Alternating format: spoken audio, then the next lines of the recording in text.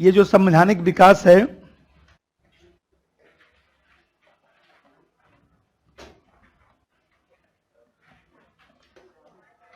अब इसमें जो है वो देखा जाए तो जो संवैधानिक विकास का इसमें है, इस संवैधानिक विकास में हम लोग के यहाँ जो है दो तरह का चीज है। तो संवैधानिक विकास में एक तो जो है ऐतिहासिक परिप्रेक्ष्य होता है, ऐतिहासिक परिप्रेक्ष्य है, और दूसरा जो है वह राजनीतिक परिप्रेक्ष्य है।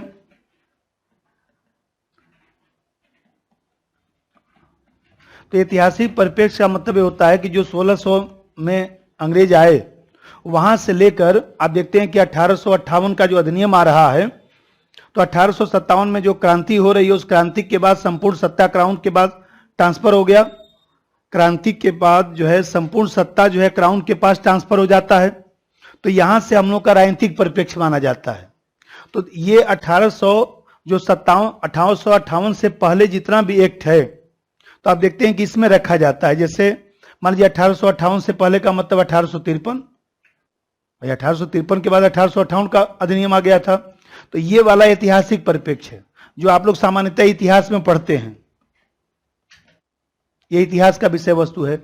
और ये जो 1858 का जब अधिनियम आता है और क्राउन के पास जब सत्ता का ट्रांसफर हो जाता है, तो यहां से राजनीतिक परिप्रेक्ष्य माना जाता है। और यहां से लेकर जो है 1947 का जो हम लोग का स्वाधीनता जो देखा जाए तो अधिनियम जो बनाया गया था 47 का, यहां तक ये माना जाता है। तो इसको दो खंड में हम लोग पढ़ते हैं। अब यहां पर ध्यान रखिए, तो ऐतिहासिक जो परिप्रेक्ष्य है, तो आप लोग इतिहास में इसको पढ़ते हैं, थोड़ा सा मैं भी पढ़ा देता हूं। जो काम का जो हम लोग के यहाँ, इसमें 3 तरह का प्रश्न आता है। इसमें एक तो प्रश्न आता है जैसे 4 तरह का अधिनियम दे देगा, मान लीजिए 1813, 33, 53, 58, एक एक बात यहां लिख देगा, मिलाने को बोलेगा। तो ऐतिहासिक जो परिप्रेक्ष्य है, इसमें यहीं से शुरू करते हैं 1600 से। तो आप देखते हैं कि 1600 का जो राजलेख है, 1600 का जो राजलेख है, तो आप लोग हिस्ट्री में पढ़ते हैं कि 1600 का जो राजलेख है, इसके माध्यम से ही जो है ईस्ट इंडिया कंपनी को जो है वो देखा जाए तो भारत में व्यापार करने का जो है वो अधिकार दिया गया था। तो ईस्ट इंडिया कंपनी को भारत में व्यापार करने का जो अधिकार दिया गया था, तो आप लोग पढ़ते हैं कि यहां पर जो है 15 वर्षों के लिए जो है वो देखा जाए तो जो पूरब के देश हैं, तो 15 वर्षों के लिए जो एलिजाबेथ का जो यहां पर कहा जाता है उसको राजलेख, क्योंकि एलिजाबेथ नहीं तो ये राजलेख जारी किया था 1600 का। तो ये जो 1600 का जो राजलेख है, इस राजलेख के माध्यम से पूर्वी देशों के साथ व्यापार करने के लिए जो ईस्ट इंडिया कंपनी को जो है 15 वर्षों के लिए अधिकार दिया गया था। और आप जानते हैं कि इसी राजलेख के तहत ही जो है बाद में बंबई को, कलकत्ता को और मद्रास को, तीनों महानगरों को जो है प्रेसिडेंसी नगर घोषित किया गया था। और इसी राजलेख के तहत आगे जाकर जो है 1687 में मद्रास में पहली बार नगर निगम संस्था की स्थापना की गई थी। तभी तो मद्रास को हम लोग जो है नगरीय शासन की शुरुआत मानते हैं कि कहां से हमारे यहाँ नगरीय शासन की शुरुआत हुई, तो मद्रास शहर से। तो थोड़ा सा लिखिए, 4 लाइन लिखते रहिए, उससे आप इतिहास से पढ़े होंगे। ऐतिहासिक परिप्रेक्ष्य को थोड़ा मैं तेजी से चलूंगा, और ये वाला पोर्शन हम लोग का राजनीतिक परिप्रेक्ष्य वाला, इसको मैं पूरा आपको समझा के ले चलूंगा, क्योंकि इसमें उलझ गया फिर दिक्कत हो जाएगा। 4 लाइन लिख डालिए। इस राजलेख के द्वारा ईस्ट इंडिया कंपनी की स्थापना की गई। 1600 का राजलेख, इस राजलेख के द्वारा ईस्ट इंडिया कंपनी की स्थापना की गई।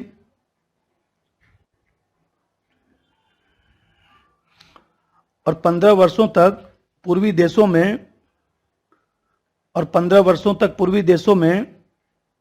व्यापार करने का अधिकार दिया गया। 15 वर्षों तक पूर्वी देशों में व्यापार करने का अधिकार दिया गया। पूर्वी देशों में व्यापार करने का अधिकार दिया गया।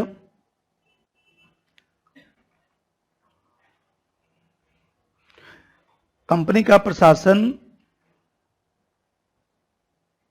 गवर्नर तथा 24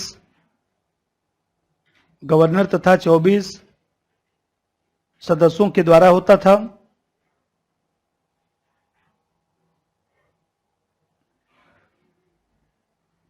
और इसी राजलेख के तहत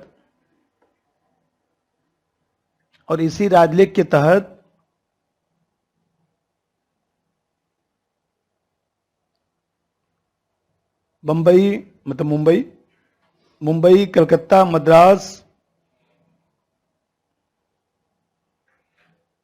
को प्रेसिडेंसी नगर बनाया गया। तो आप देखते हैं कि ये जो 1600 का जो राजलेख था, ये राजलेख बहुत लंबे समय तक चलता रहा है। इसके बाद जो राजलेख आता है 1726 का जो है राजलेख कहा जाता है।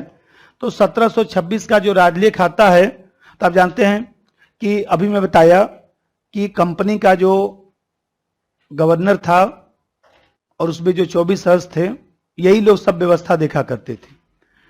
अब जानते हैं कि धीरे धीरे अंग्रेजों ने, आप लोग पढ़ते होंगे कि तमाम युद्ध के माध्यम से सब अंग्रेजों ने अपना विस्तार कर लिया था।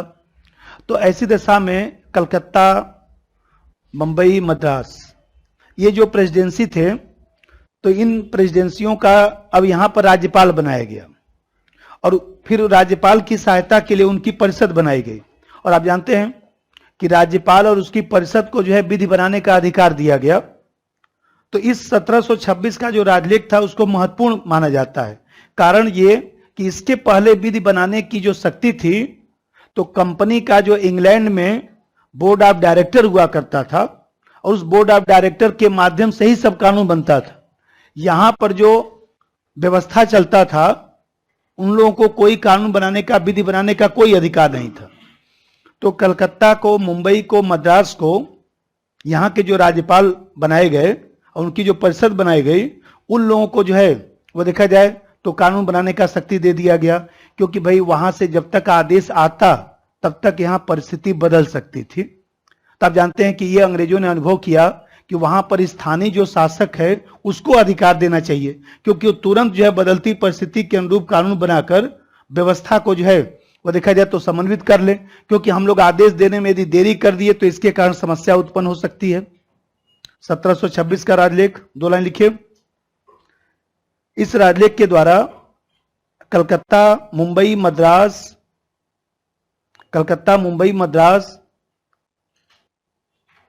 प्रेसिडेंसियों के, कलकत्ता, मुंबई, मद्रास प्रेसिडेंसियों के राज्यपालों तथा उसकी परिषद को विधि बनाने की शक्ति प्रदान की गई।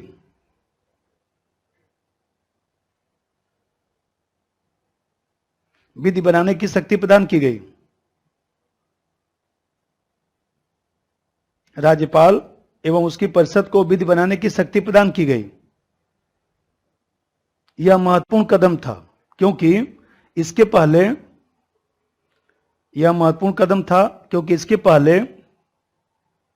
विधि बनाने की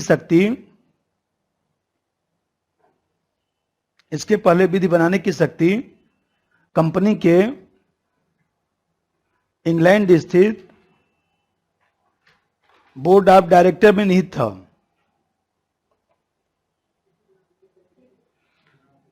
कंपनी के इंग्लैंड स्थित बोर्ड ऑफ डायरेक्टर, निदेशक बोर्ड लिख दीजिए, निदेशक बोर्ड में निहित था। अब समझिए, अब जानते हैं कि 1726 से लेकर जो है वह देखा जाए तो एक प्रकार से 1773 तक जो आप लोग पढ़ते हैं, 1773 का जो रेगुलेटिंग एक्ट है, तो आप देखते हैं कि ये जो रेगुलेटिंग एक्ट है,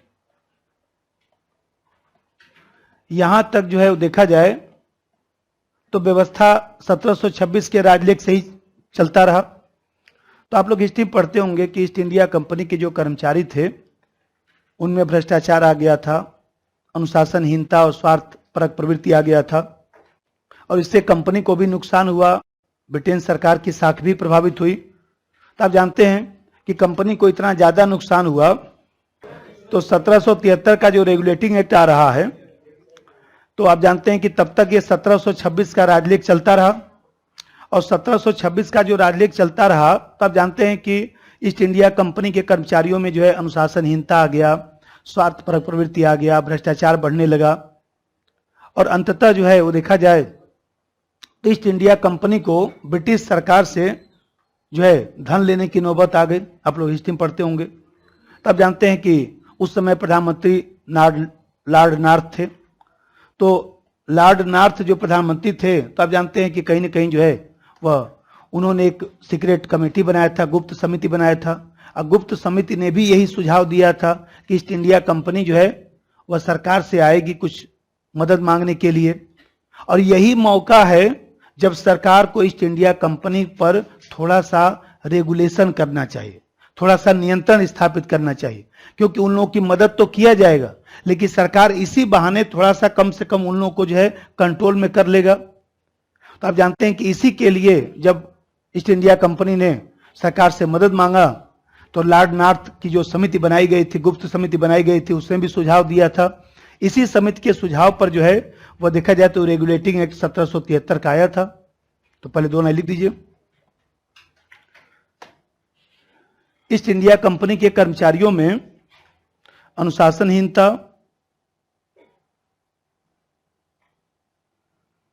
ईस्ट इंडिया कंपनी के कर्मचारियों में अनुशासनहीनता,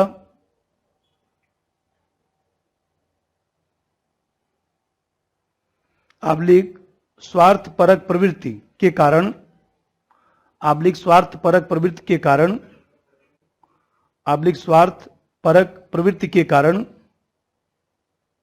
स्वार्थपरक प्रवृत्ति के कारण कंपनी को नुकसान हुआ।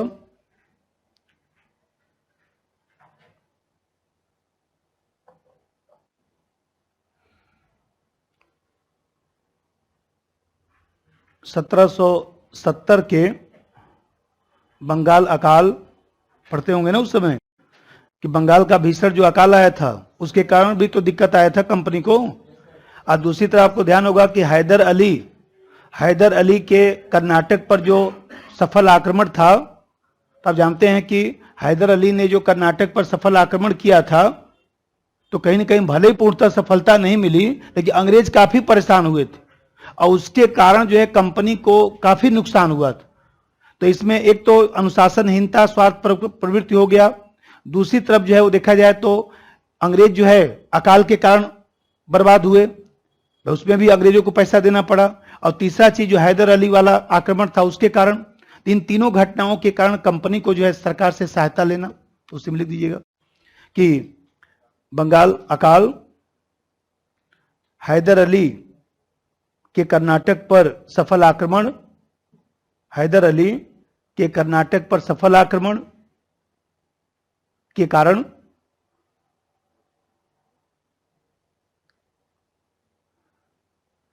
कंपनी की वित्तीय स्थिति खराब हुई,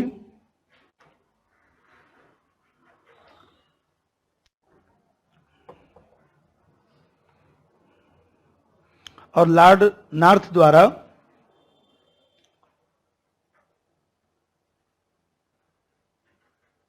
रेगुलेटिंग एक्ट लाया गया, लॉर्ड नॉर्थ द्वारा रेगुलेटिंग एक्ट लाया गया।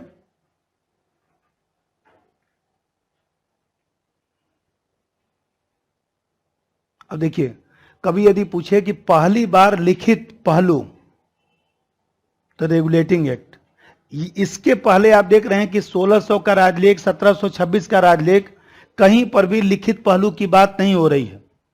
पहली बार लिखित जो कानून और लिखित जो संविधान कह सकते हैं, लिखित प्रावधान कह सकते हैं, ये 1773 के रेगुलेटिंग एक्ट में ही दिखाई देता है। और आप जानते हैं, अब इसका जो आप लोगों को क्या करना है, ज्यादा नहीं उलझना है।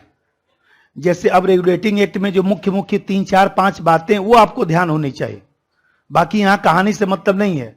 और जैसे हम लोग रेगुलेटिंग एक्ट पढ़ते हैं, उसी तरह से आप लोग हिस्ट्री में इसी के पैरेलल सब कहानी पढ़ते होंगे। तो इसी के पैरेलल जो ये कहानी पढ़ते हैं, तो सब कहानी आपस में जुड़ता चला जाता है। लेकिन हम लोग अब उतना समय तो है नहीं कि कहानी को जोड़ जोड़ के बताएंगे। तो यहां पर देखा जाए तो हम लोग को केवल जैसे 3, 4, 5 इसकी बातें हैं, तो हम लोग को ध्यान रखना है, क्योंकि मैं बताया कि इसका 3 तरह का प्रश्न आता है।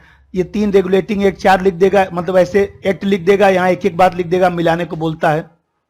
दूसरा चीज होता है जैसे लिख देगा 1773 के रेगुलेटिंग एक्ट के संदर्भ में कौन सा कथन असत्य है या कौन सा कथन सत्य है, ऐसे लिख देगा। या तो मान लीजिए कथन 1 कथन 2 लिखेगा और उसमें 2 बात लिख देगा, या तो कथन कारण से व्याख्या कराएगा।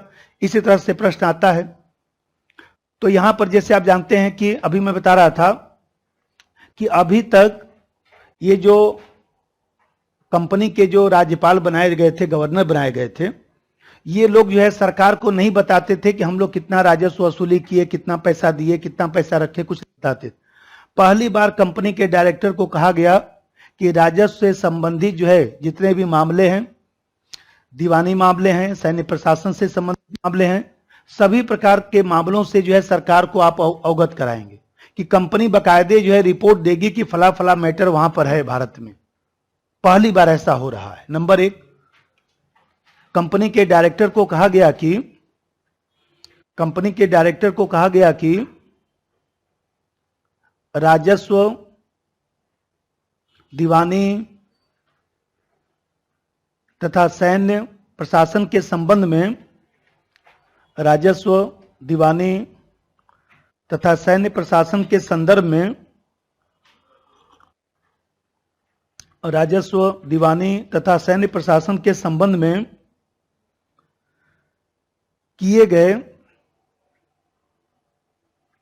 सभी कार्यों से सरकार को अवगत कराएंगे।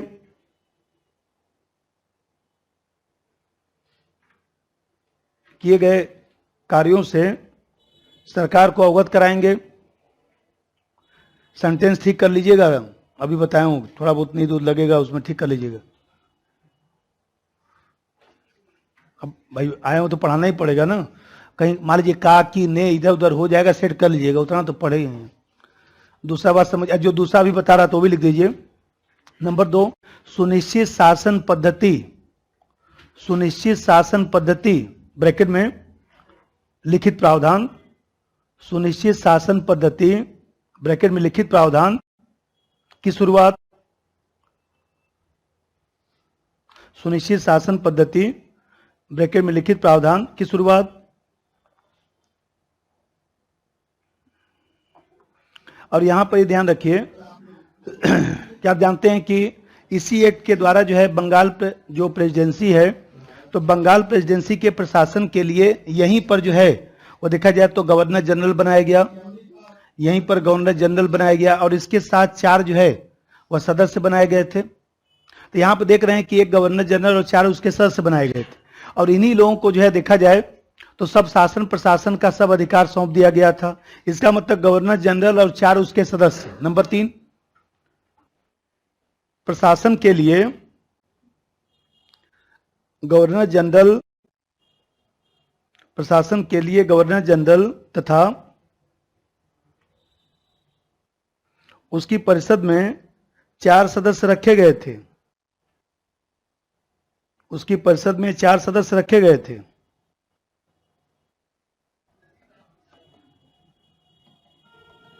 यहीं पर तो वारेन हेस्टिंग्स आता है, तो वारेन हेस्टिंग्स आता है और इसके 4 सदस्य भी थे। तो ये भी कभी कभी पूछता है कि कौन सदस्य नहीं था, तो 4 ही लोग थे। तो क्लाइवरिंग लिख देता हूं, क्लाइवरिंग, मानसन लिखता हूं, मानसन, वारवेल और फिलिप। पढ़े होंगे आप लोग। पूछता है ना कि जो वारेन हेस्टिंग्स था उसके सदस्यों में जो है कौन सदस्य नहीं था। अब ये 4 सदस्य रखे गए थे। अब जैसा समझिए, यहां पर ध्यान होगा कि मद्रास और जो बंबई प्रेसिडेंसी थी, तो मद्रास और बंबई प्रेसिडेंसी को भी जो है कलकत्ता प्रेसिडेंसी के अधीन ही कर दिया गया। इसका मतलब यह हुआ कि कलकत्ता की सरकार को ही बंबई और मद्रास प्रेसिडेंसी की सरकारों के लिए जो है सब आदेश देने का अधिकार दे दिया गया, चाहे युद्ध का आदेश हो चाहे शांति का आदेश हो, सब अधिकार देख रहे हैं कि कलकत्ता प्रेसिडेंसी के पास इन दोनों का भी अधिकार सौंप दिया गया। नंबर 3, मद्रास तथा मुंबई प्रेसिडेंसी को कलकत्ता प्रेसिडेंसी के अधीन कर दिया गया। कलकत्ता प्रेसिडेंसी के अधीन कर दिया गया।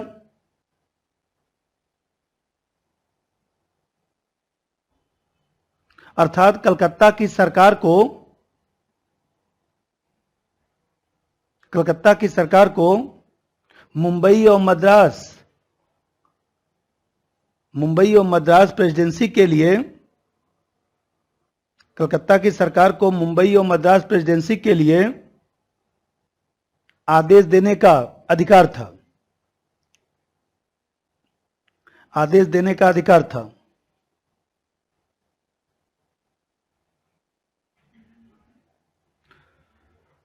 आदेश देने का अधिकार था।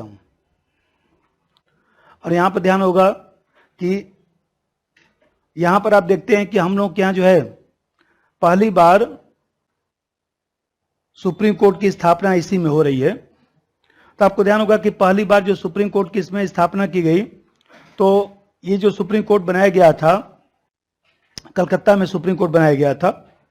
तो यहां पर ध्यान रखिएगा कि जैसे पूछे कि पहली बार सुप्रीम कोर्ट की स्थापना, तब तो 1773, पहली बार संघीय न्यायालय की स्थापना 1935, और हमारा जो सुप्रीम कोर्ट वर्तमान में है वो किस अधिनियम से प्रभावित है? 35। ये सुप्रीम कोर्ट वास्तव में सुप्रीम कोर्ट नहीं था, क्योंकि इसकी अपील प्रिवी काउंसिल में किया जा सकता था। इसलिए भले ही इसका नाम सुप्रीम कोर्ट हो, लेकिन ये सुप्रीम कोर्ट नहीं था। यहां पर जो सुप्रीम कोर्ट बनाया जा रहा है, यहां पर जो सुप्रीम कोर्ट बनाया गया कलकत्ता में, तो आप जानते हैं कि इसके ऊपर जो है कोर्ट था, इसको क्या कहते थे? प्रिवी काउंसिल कहते थे। और ये जो प्रिवी काउंसिल थी, प्रिवी काउंसिल का मतलब समझ रहे हैं? प्रिवी काउंसिल का मतलब ये है कि जैसे हम लोग के यहाँ संसद है, उसी तरह से वहां पार्लियामेंट बोलते हैं। अब पार्लियामेंट में जो है वो देखा जाए तो किंग है, हाउस ऑफ कॉमन्स है और हाउस ऑफ लॉर्ड है। तो हाउस ऑफ लॉर्ड का जो अध्यक्ष है, जिसको लॉर्ड चांसलर कहा जाता है, लॉर्ड चांसलर कहा जाता है, और हाउस ऑफ लॉर्ड के 9 विधि जो सदस्य थे, जो कानूनी जानकार थे, तो यही जो है लॉर्ड चांसलर और हाउस ऑफ लॉर्ड से 9 विधि सदस्यों को लिया जाता था। यही जो समिति होती थी, इसी समिति को हम लोग जो है प्रिवी काउंसिल कहते थे।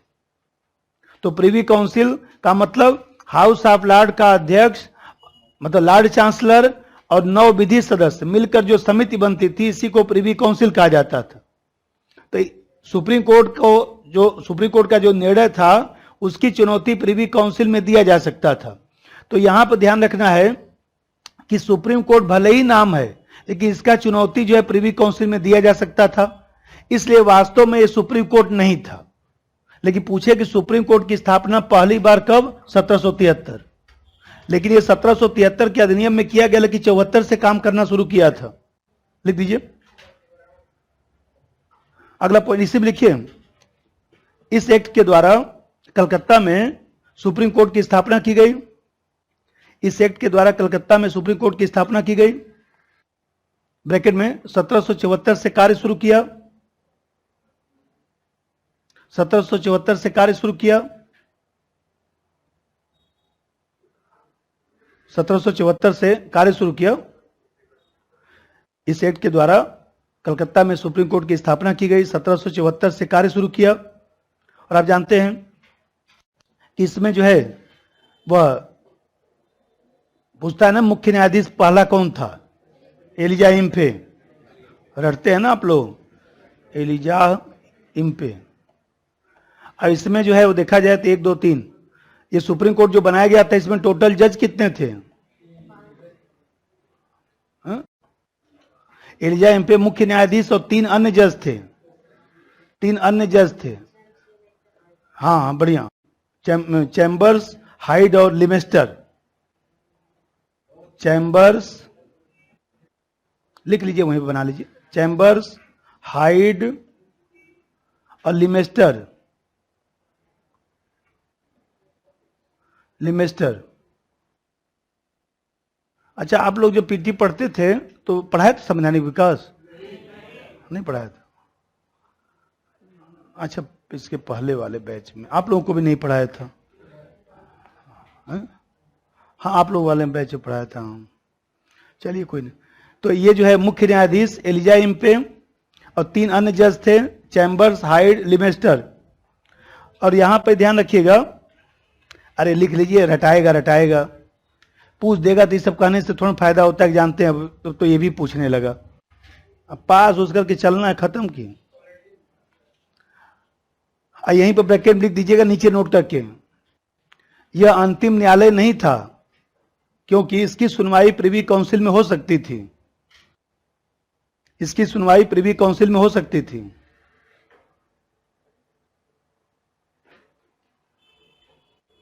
इसकी सुनवाई प्रिवी काउंसिल में हो सकती थी।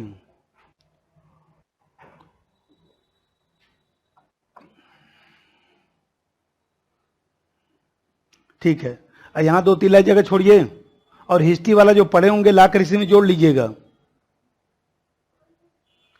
ये संवैधानिक विकास का नहीं है ना, लेकिन बिना इसको जाने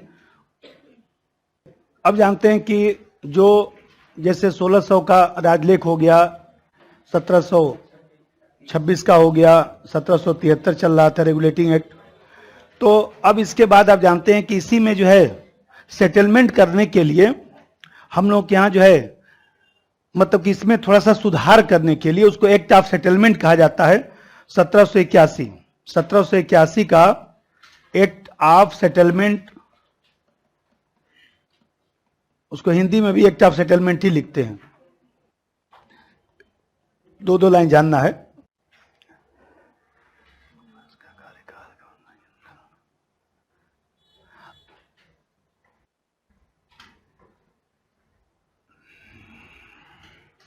देखिए एक्ट ऑफ सेटलमेंट जो है, अच्छा एक चीज हमको और बताइए, वारेन हेस्टिंग से पहले जो गवर्नर जनरल थे उनका कार्यकाल कितना होता था? 1 वर्ष। यहां से कार्यकाल 4 वर्ष तय किया गया था। यहीं से कार्यकाल 4 वर्ष तय किया गया था। तो आप जानते हैं कि जो यहां पर जो अभी जैसे मैं बताया कि 1773 में जो है 1+4 सिस्टम चला। अब जानते हैं कि 1781 में, 1781 का मतलब है, एक्ट का मतलब है कि रेगुलेटिंग एक्ट की त्रुटियों को दूर करने के लिए इसको पारित किया गया था और इसमें थोड़ा बहुत कुछ सुधार किया गया। 2 लाइन लिख दीजिए पहले। 1773 के रेगुलेटिंग एक्ट की कमियों को दूर करने के लिए लाया गया। 1773 के रेगुलेटिंग एक्ट की कमियों को दूर करने के लिए लाया गया। रेगुलेटिंग एक्ट की कमियों को दूर करने के लिए लाया गया। कमियों को दूर करने के लिए लाया गया। इसकी मुख्य बातें निम्न हैं, 3-4 जो मुख्य बात है वो लिख डालिए। इसकी मुख्य बातें निम्न हैं। नंबर 1, अब एक एक समझाऊं तब समझिए। जैसे इसमें यह कहा गया था कि मान लीजिए सपोज करिए कि यहां पर जो सर्वोच्च न्यायालय था, तो उस सर्वोच्च न्यायालय को जो है कंपनी के कर्मचारियों के विरुद्ध जो है देखा जाए तो यह कहा गया था कि कोई भी कार्रवाई नहीं कर सकता है। अब इसमें जो है वो देखा जाए तो जैसे मान लीजिए गवर्नर जनरल है, उसकी परिषद है या सरकारी कर्मचारी अधिकारी हैं, तो ये लोग जो है देखा जाए तो सुप्रीम कोर्ट के दायरे में नहीं आते थे। नंदलाल का मुकदमा पढ़े होंगे, याद होगा आप लोगों को। तो आप देखते होंगे कि ये यही वाला मैटर फंसा हुआ था, क्योंकि अंग्रेज खुद ही जो है सुप्रीम कोर्ट के चक्कर में पड़ गए थे। तो यहां पर जो है अंग्रेजों ने स्पष्ट रूप से लिख दिया कि सुप्रीम कोर्ट जो बनाया गया है वो कंपनी के कर्मचारियों के विरुद्ध जो है उन कार्यों के लिए कार्रवाई नहीं कर सकता जो सरकारी अधिकारी की हैसियत से किया गया हो। चाहे गवर्नर जनरल द्वारा कार्य किया गया, चाहे वो कर्मचारी द्वारा किया गया, सरकारी अधिकारी द्वारा किया गया, उस कार्य के लिए आप सुप्रीम कोर्ट में नहीं जा सकते। नंबर 1, सुप्रीम कोर्ट कंपनी के कर्मचारियों के विरुद्ध, सुप्रीम कोर्ट कंपनी के कर्मचारियों के विरुद्ध, कंपनी के कर्मचारियों के विरुद्ध उन कार्यों के लिए कार्रवाई नहीं कर सकता, उन कार्यों के लिए कार्रवाई नहीं कर सकता जो उन्होंने जो उन्होंने सरकारी अधिकारी की हैसियत से किया हो, जो उन्होंने सरकारी अधिकारी की हैसियत से किया हो,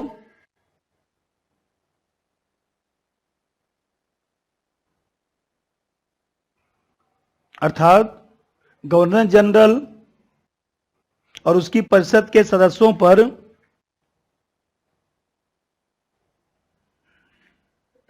गवर्नर जनरल और उसकी परिषद के सदस्यों पर सुप्रीम कोर्ट में मुकदमा नहीं चल सकता। सुप्रीम कोर्ट में मुकदमा नहीं चल सकता। गवर्नर जनरल और उसकी परिषद, वही 1+4, गवर्नर जनरल और उसकी परिषद के सदस्यों पर सुप्रीम कोर्ट में मुकदमा नहीं चल सकता। सुप्रीम कोर्ट में मुकदमा नहीं चल सकता। सुप्रीम कोर्ट में मुकदमा नहीं चल सकता। अब जैसा समझिए, यहां पर आप देख रहे हैं कि जैसे आप लोग पढ़ते होंगे कि यहीं पर अंग्रेजों ने क्या किया, बिहार उड़ीसा को ब्रिटिश प्रांत घोषित किया गया था। जो ये हम लोग पढ़ रहे हैं इसी के पैरेलल हिस्ट्री चलता आधुनिक भारत। तभी उस दिन बोला था कि गुरुवर की किताब हो, चाहे मान लीजिए जो लोग इस बार नहीं दे रहे हैं उनके लिए बता रहा हूं, अब जो दे रहे हैं वो लोग नहीं पढ़ पाएंगे। इसी के पैरेलल गुरुवर की किताब है, चाहे कोई मान लीजिए जो भी अच्छा किताब, RN शुक्ला सर की किताब कोई देखा होगा, कोई देखा है कि नहीं? तो गुरुवर सर की तो किताब देखे होंगे, मोटी वाली आधुनिक भारत, उसको इसके पैरेलल पढ़ेंगे तो एकदम सब आपस में मिलता हुआ चला जाएगा। तो आप देखते हैं कि यहां पर जो है बिहार उड़ीसा अब ब्रिटिश प्रांत बन गए। तो इसमें जो है वो देखा जाए तो एक्ट ऑफ सेटलमेंट में जो है कलकत्ता की सरकार को बिहार उड़ीसा के लिए भी कानून बनाने का अधिकार दे दिया गया। नंबर 2, कलकत्ता की सरकार को बिहार उड़ीसा के लिए कानून बनाने का अधिकार दे दिया गया। कलकत्ता की सरकार को बिहार उड़ीसा के लिए कानून बनाने का अधिकार दे दिया गया।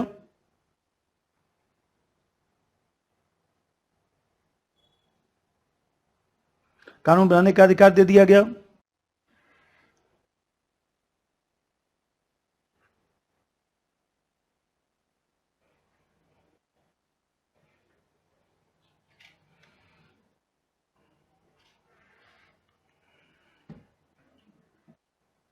अब जरा देखिए, आप देख रहे हैं कि ये अंग्रेजों ने क्या किया कि थोड़ा सा सुधार करने के लिए अंग्रेजों ने जो है ये सब अपना एक्ट लाया कि भाई इससे हम थोड़ा बहुत सुधार कर लेंगे।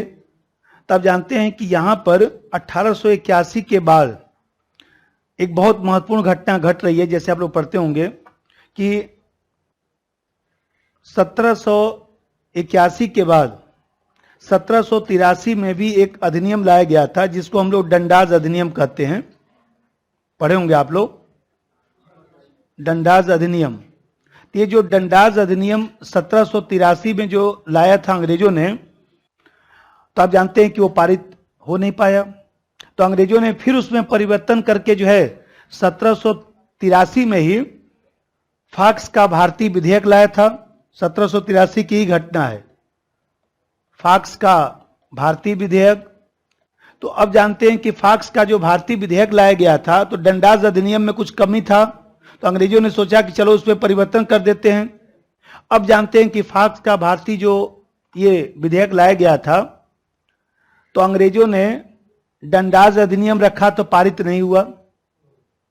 अंग्रेजों ने फाक्स का भारतीय विधेयक रखा तो पारित नहीं हो पाया। अब जानते हैं कि जब हाउस ऑफ कॉमन्स में पारित नहीं हुआ तो विपक्षी दल ने सोचा कि सरकार का बहुमत नहीं है तभी तो पारित नहीं हुआ, और तुरंत विपक्ष ने क्या किया, अविश्वास प्रस्ताव ला दिया।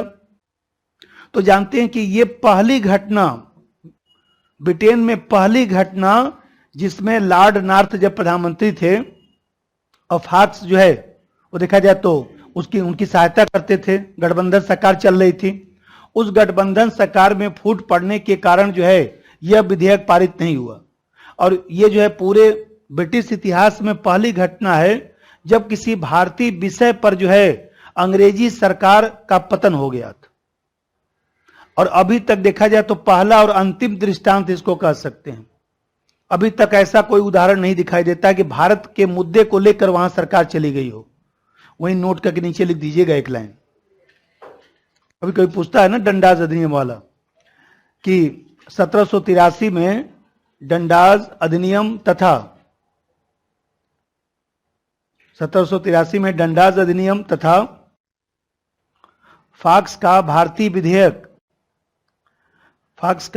विधेयक पारित न होने के कारण ब्रिटिश सरकार को इस्तीफा देना पड़ा था। ब्रिटिश सरकार को इस्तीफा देना पड़ा था। ब्रिटिश सरकार को इस्तीफा देना पड़ा था।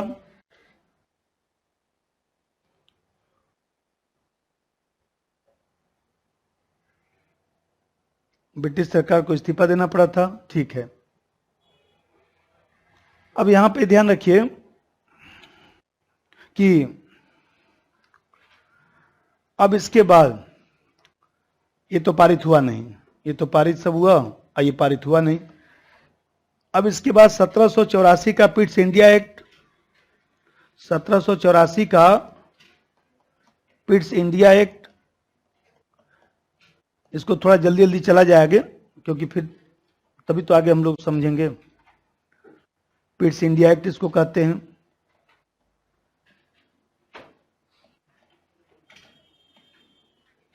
अब जानते हैं कि ये जो जब फॉक्स का भारतीय विधेयक ये सब खत्म हो गया, फिर वहां चुनाव हुआ था, नई सरकार आई थी, तो नई सरकार आने के बाद जो है पिट्स इंडिया एक्ट वहां पर पारित हुआ था।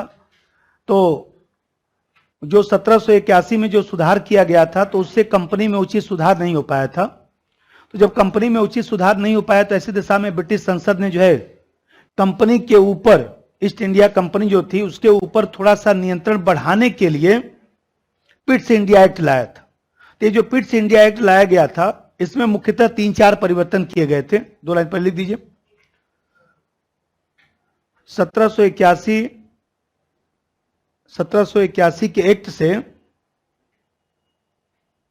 कंपनी में उचित सुधार नहीं हो पाया, कंपनी में उचित सुधार नहीं हो पाया। अतः ब्रिटिश संसद ने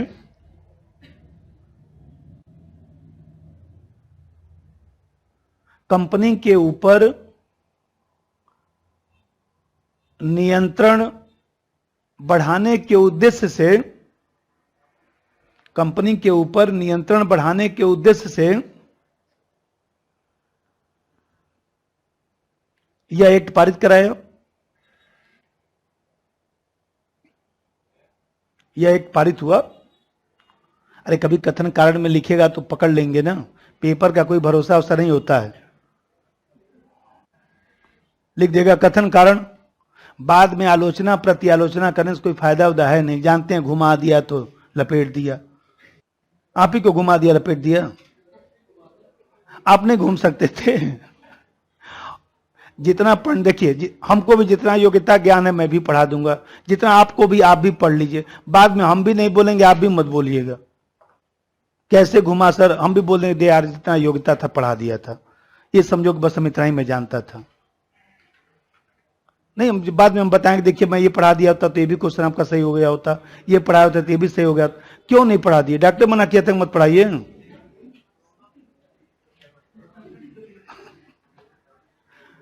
कोरोना मना किया था। अरे तो ये इसमें जो है जो 1784 का जो पिट्स इंडिया एक्ट आया, इसकी जो मुख्य मुख्य बातें हैं उसमें थोड़ा सा लिख डालिए। पहला बात समझिए, ये कम कर देना। तब जानते हैं कि अभी तक कंपनी जो है व्यापारिक और राजनीतिक क्रियाकलाप जो है सब एक ही में चल रहा है। कंपनी राजनीतिक क्रियाकलाप भी कर रहा है, व्यापारिक क्रियाकलाप भी कर रहा है। यहां पर पहली बार व्यापारिक और राजनीतिक क्रियाकलापों को एक दूसरे से अलग कर दिया गया। नंबर 1, इस एक्ट ने कंपनी को व्यापारिक और राजनीतिक क्रियाकलापों को, इस एक्ट ने कंपनी के व्यापारिक और राजनीतिक क्रियाकलापों को एक दूसरे से अलग कर दिया। व्यापारिक और राजनीतिक क्रियाकलापों को एक दूसरे से अलग कर दिया।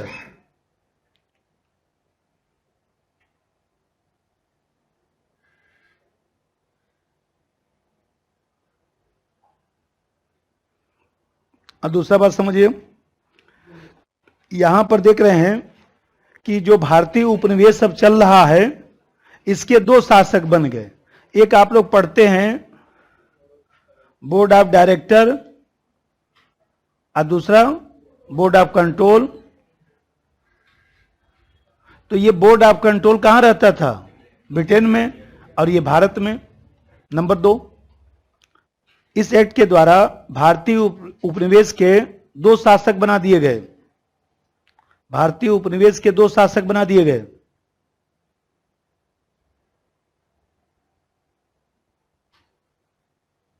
बोर्ड ऑफ डायरेक्टर, कंपनी का निदेशक मंडल या निदेशक बोर्ड लिख सकते हैं, कंपनी का निदेशक बोर्ड,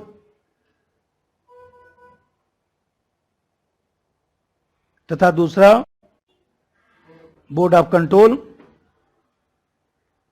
दूसरा board of control, board of director और दूसरा बोर्ड ऑफ कंट्रोल।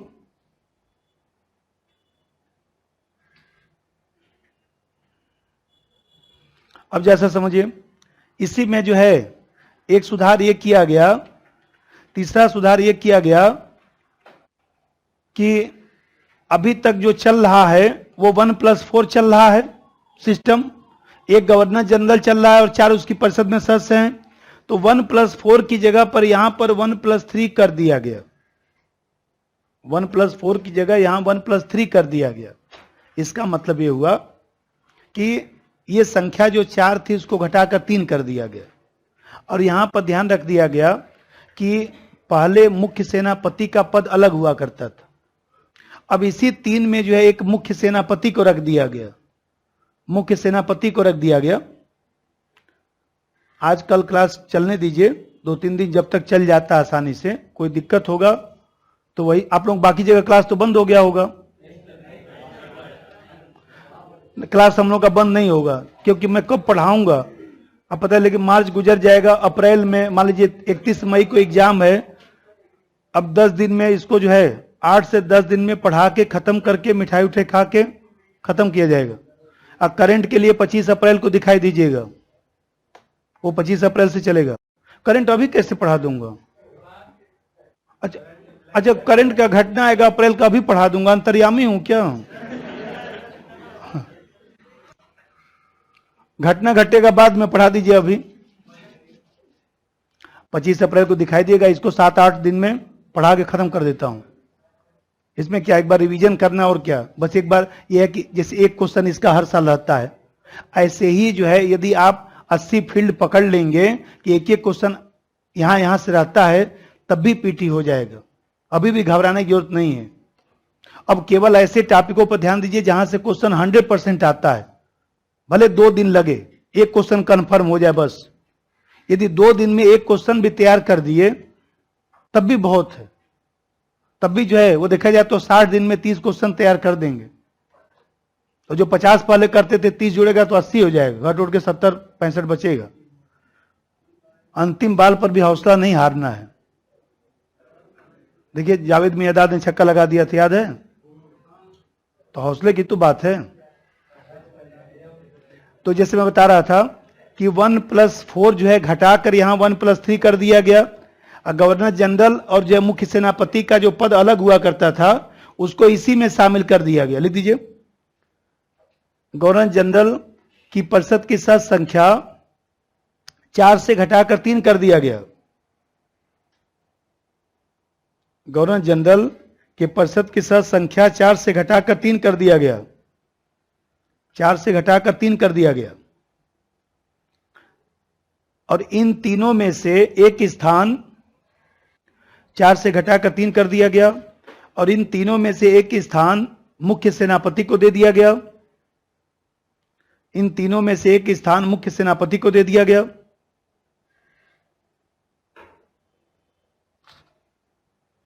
मुख्य सेनापति को दे दिया गया। अब जैसा समझिए, इन तीनों में से एक स्थान मुख्य सेनापति को दे दिया गया। अब जानते हैं कि जो अभी तक कंपनी द्वारा जो भी विजित प्रदेश थे उनको जो है ब्रिटिश अधिकृत जो भारतीय प्रदेश हम लोग नाम आज जानते थे, भाई देखा जाए तो हम लोग को आजादी के पहले कितने ब्रिटिश प्रांत थे?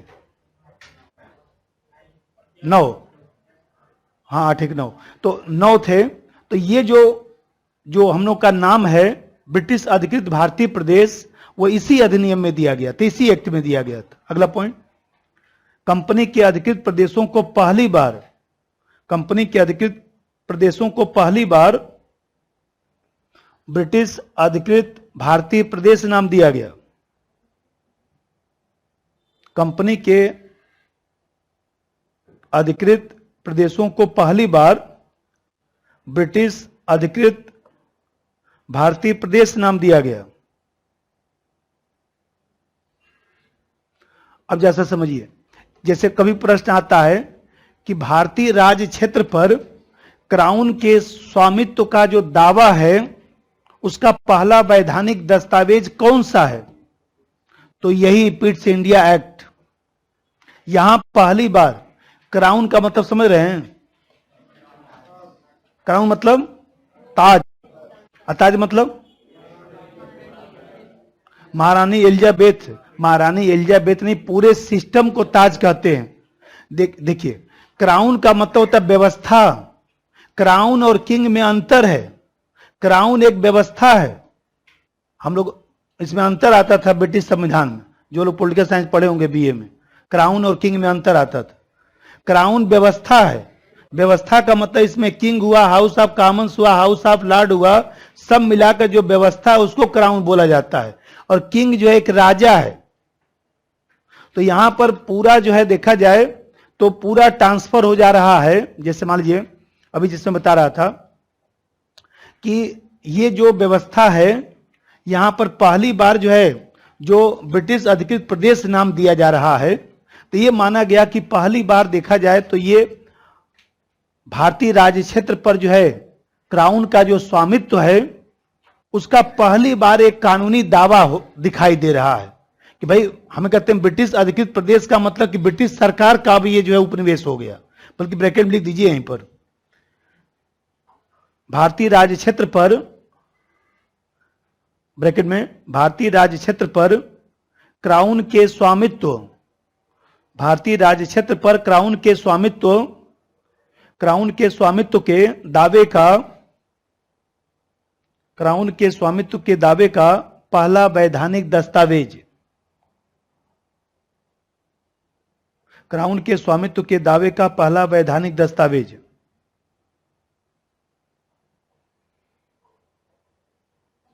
अब जैसा समझिए, यहां पर देखते हैं कि अभी जैसे मैं बताया था कि जो एक्ट ऑफ सेटलमेंट था उसके तहत जो गवर्नर जनरल, उसकी परिषद, सरकारी कर्मचारी, सब लोगों को जो है सुप्रीम कोर्ट से छूट दे दिया गया। अभी बताया था, तो छूट दे दिया गया तो भारतीय लोगों ने अब मांग करना शुरू कर दिया कि भाई अंग्रेजी अधिकारियों के ऊपर मुकदमा कहां चलेगा? यहां सुप्रीम कोर्ट में चलेगा नहीं, तो आप बताइए तो कहां चलेगा? तो अंग्रेजों ने इसी में पहली बार लिखा कि अंग्रेज अधिकारियों के ऊपर मुकदमा चलाने के लिए ब्रिटेन में अलग से कोर्ट की स्थापना की गई। अगला पॉइंट, अंग्रेज अधिकारियों के ऊपर मुकदमा चलाने के लिए, अंग्रेज अधिकारियों के ऊपर मुकदमा चलाने के लिए ब्रिटेन में, अंग्रेज अधिकारियों के ऊपर मुकदमा चलाने के लिए ब्रिटेन में अलग से कोर्ट की स्थापना की गई, अलग से कोर्ट की स्थापना की गई।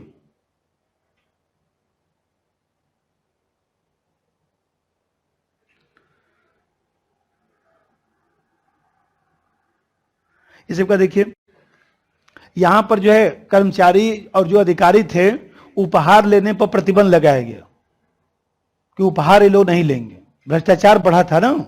एक पॉइंट और लिखिए, कंपनी के कर्मचारियों को उपहार लेने पर प्रतिबंध लगा दिया गया, उपहार लेने पर प्रतिबंध लगा दिया गया।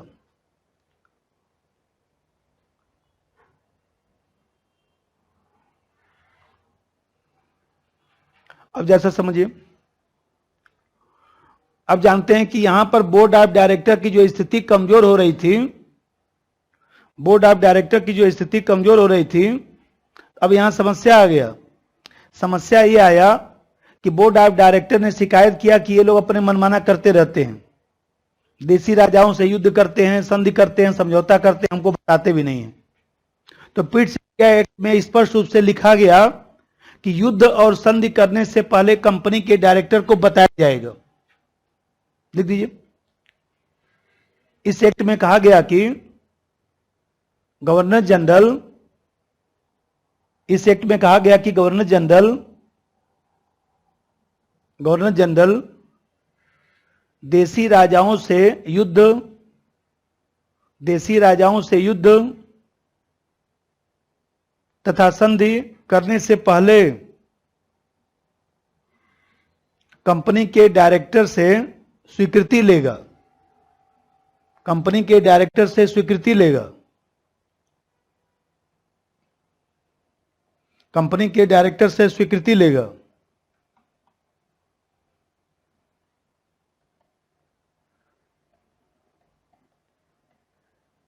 ₹1786 का अधिनियम।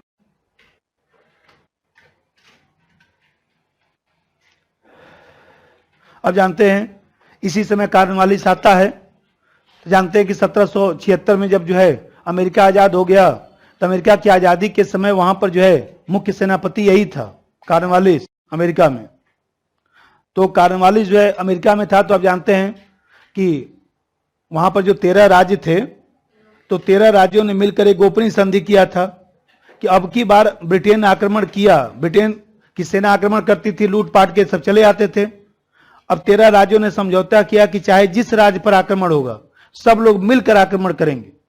और आप जानते हैं कि 13 राज्यों ने मिलकर जब आक्रमण किया, जब कार्नवालिस ने आक्रमण किया, तो 13 राज्यों ने मिलकर आक्रमण किया और यहीं पर कार्नवालिस हार गया था, अमेरिका आजाद हुआ।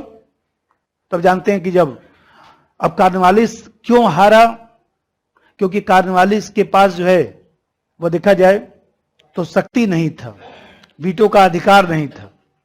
तो अंग्रेजों ने कहा कि भाई कोई बात है, तुम हार गए, लेकिन तुम नॉलेज तो था ही उसके पास, भाई महान तो था ही कार्नवालिस। अंग्रेजों को पता था कि यही संभाल सकता है भारत को, इसको भेजा गया। तो कार्नवालिस ने कहा कि जिस कारण से वहां मैं हारा था वो अब कारण दोबारा नहीं, और आप लोग सबसे पहले हमको 2 अधिकार दीजिए। मैं गवर्नर जनरल बन के तो जाऊंगा, कार्नवालिस गवर्नर जनरल था ना, गवर्नर जनरल बन के जाऊंगा, मुख्य सेनापति का अधिकार भी हमारे पास रहेगा, दोनों अधिकार मैं ही लूंगा, और जो मैं कहूंगा वही मानना पड़ेगा, वीटो की शक्ति ये गवर्नर जनरल जो कहेगा वही मानना पड़ेगा, बाकी परिषद के सदस्यों का कोई मतलब नहीं है। इतना आप लोगों को मान्य है तब मैं जाऊंगा। अब इसी के लिए 1786 का अधिनियम बनाया गया। 2 लाइन लिख दीजिए। नंबर 1, 2 पॉइंट क्यों लिखना है। नंबर 1, गवर्नर जनरल को मुख्य सेनापति की शक्ति दे दी गई। गवर्नर जनरल को मुख्य सेनापति की शक्ति दे दी गई। और नंबर 2, गवर्नर जनरल को विशेष परिस्थिति में गवर्नर जनरल को विशेष परिस्थिति में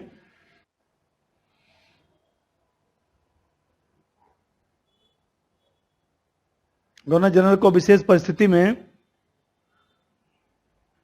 परिषद के निर्णय को रद्द करने की शक्ति, परिषद के निर्णय को रद्द करने की शक्ति, ब्रैकेट में वीटो का अधिकार। पहली बार वीटो 1786 लगाइएगा। परिषद के निर्णयों को रद्द करने की शक्ति दे दी गई, ब्रैकेट में वीटो का अधिकार। नहीं पूछता है वीटो की शक्ति पहली बार कब, कोई बात नहीं, खूब रट लीजिए, बनाता हूं ना पेपर, अब हमको क्या पता।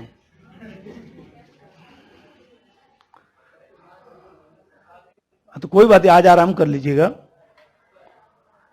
अब यहां पर ध्यान रखिएगा कि जैसे अभी तक जो सिस्टम चल रहा है, तो यहां पर 1+3 है ना, 1+3 का ही तो सिस्टम है।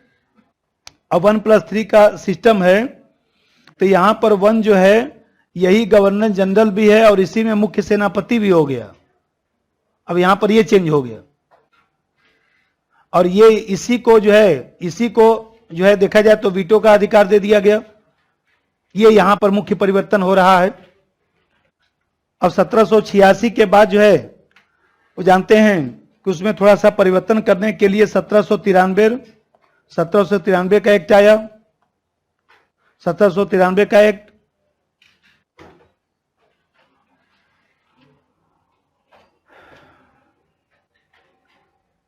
ज्यादा उलझिएगा मत, जो काम का है मैं लिखवा दूंगा, इसके बाहर नहीं आएगा इधर उधर। अभी बोल रहा हूं, कितना भी घुमाएगा पकड़ में आ जाएगा।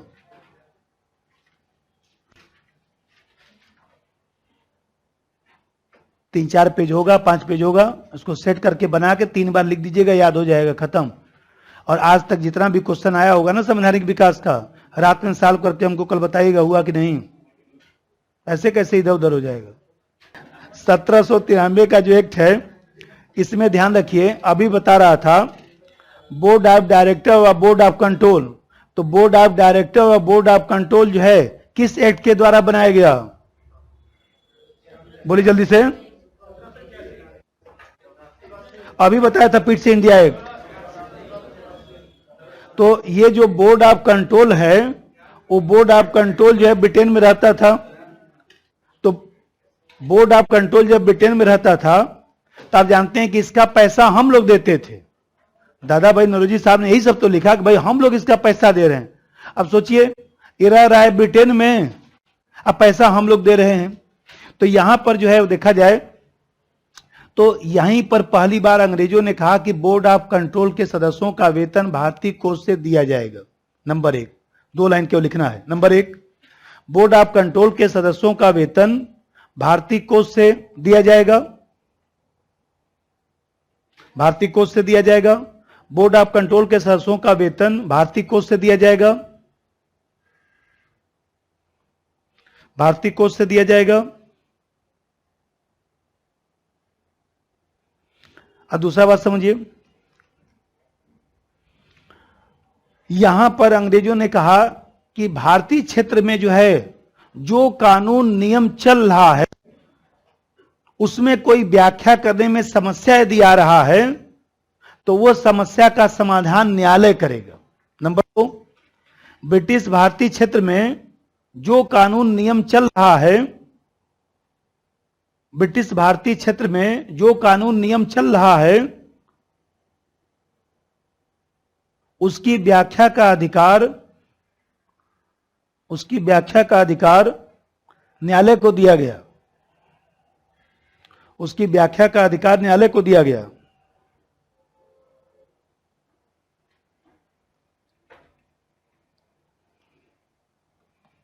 1813 का एक्ट, इसमें 2 ही लाइन महत्वपूर्ण है बस। वैसे तो सुभाष कश्यप सर का संवैधानिक विकास वाला जो किताब आता है हरे कलर का, देखे कि नहीं कोई लोग? एक सुभाष कश्यप सर का संवैधानिक विकास पर किताब आता है 300 पेज का, है तो बहुत अच्छी किताब, लेकिन वही 300 पेज पढ़ना पड़ेगा, 250 पेज सिर्फ संवैधानिक विकास ही है। बहुत जबरदस्त किताब। जब टाइम नहीं है ना आप लोगों के पास, अब पता लगे एक क्वेश्चन आता है पीटी में, उसके लिए 350 पेज पढ़ रहे हैं। उसको हमने पढ़ा 2 बार, अपने समय में मैंने पढ़ा, हमको बड़ा अच्छा लगा, एकदम कहानी। अब मैं ये समझिए कि संवैधानिक विकास में ये सब कहानी उड़ाकर केवल इतना ही पढ़ा रहा हूं, क्योंकि वो कहानी सुनाने लगूंगा तो 3 दिन लग जाएगा, और उतना की जरूरत नहीं आप लोगों को, केवल इतने में से ही आ जाएगा। परेशान होने मत होइएगा, ये नहीं कि घर पे जाइएगा सोचिएगा इसमें और नोट कर लें, कोई फायदा नहीं है। पढ़ लीजिएगा, कुछ एक्स्ट्रा हिस्ट्री का मिलेगा, नोट कर लीजिएगा, लेकिन बहुत ज्यादा मत उलझिएगा, क्योंकि इसमें उलझ जाएंगे तो ये भी तो याद करना है किसमें कौन सा है। मतलब इतना लिख लिया कि यही नहीं पता चल रहा कि 1781 कि 1784, एकदम मिलता जुलता देता है। ये भी एक समस्या है कि जब कोई चीज पूछेगा तो एकदम मिलता जुलता देगा, 1781 84। एग्जाम में देखकर जो है दुख होगा कि पढ़ा तो हूं लेकिन याद नहीं आ रहा किसमें है, तो याद भी हो जाए। तो जैसे मैं बता रहा था 1813 में, कि 1813 में जो है 4-5 लाइन ध्यान रखना है। 1813 में आप देखते हैं कि कंपनी का जो भारतीय व्यापार है उसका एकाधिकार समाप्त कर दिया गया, मोनोपोली उसका समाप्त हो गया। लेकिन चीन से व्यापार जो कंपनी का चलता था और चाय का व्यापार जो चलता था उस पर एकाधिकार बना रहा। नंबर 1, कंपनी का भारतीय व्यापार का एकाधिकार समाप्त कर दिया गया। कंपनी का भारतीय व्यापार का एकाधिकार समाप्त कर दिया गया,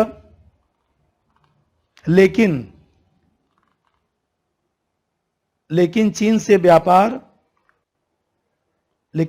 व्यापार तथा चाय के व्यापार पर एकाधिकार बना रहा। चाय के व्यापार पर एकाधिकार बना रहा। चाय के व्यापार पर एकाधिकार बना रहा। इसीलिए तो कहीं कहीं हिस्ट्री में आप लोग पढ़ते हैं भारतीय उद्योग धंधों की बर्बादी की शुरुआत यहीं से तो शुरू होता है। और दूसरा जी देखिए, ईसाई धर्म जो प्रचारक हैं उनको जो है आज्ञा प्राप्त करके भारत में जो है धर्म प्रचार करने की सुविधा दे दी गई कि आज्ञा प्राप्त करके आप जो है धर्म प्रचार करने के लिए भारत में जा सकते हैं। नंबर 2, ईसाई धर्म प्रचारकों को आज्ञा प्राप्त करके ब्रिटिश सरकार से आज्ञा प्राप्त करके ब्रैकेट में ब्रिटिश सरकार आज्ञा प्राप्त करके धर्म प्रचार के लिए भारत में जाने की सुविधा। धर्म प्रचार के लिए भारत में जाने की सुविधा। धर्म प्रचार के लिए भारत में जाने की सुविधा। इसी में आप लोग पढ़ते हैं कि 1 लाख रुपए जो है शिक्षा व्यय पर दिया गया। नंबर 3, कंपनी को भारत में शिक्षा प्रसार हेतु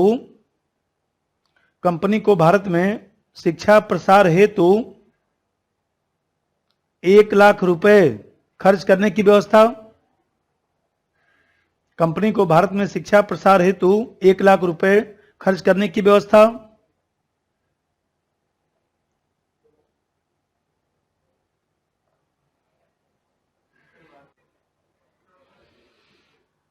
एक लाख रुपए खर्च करने की व्यवस्था।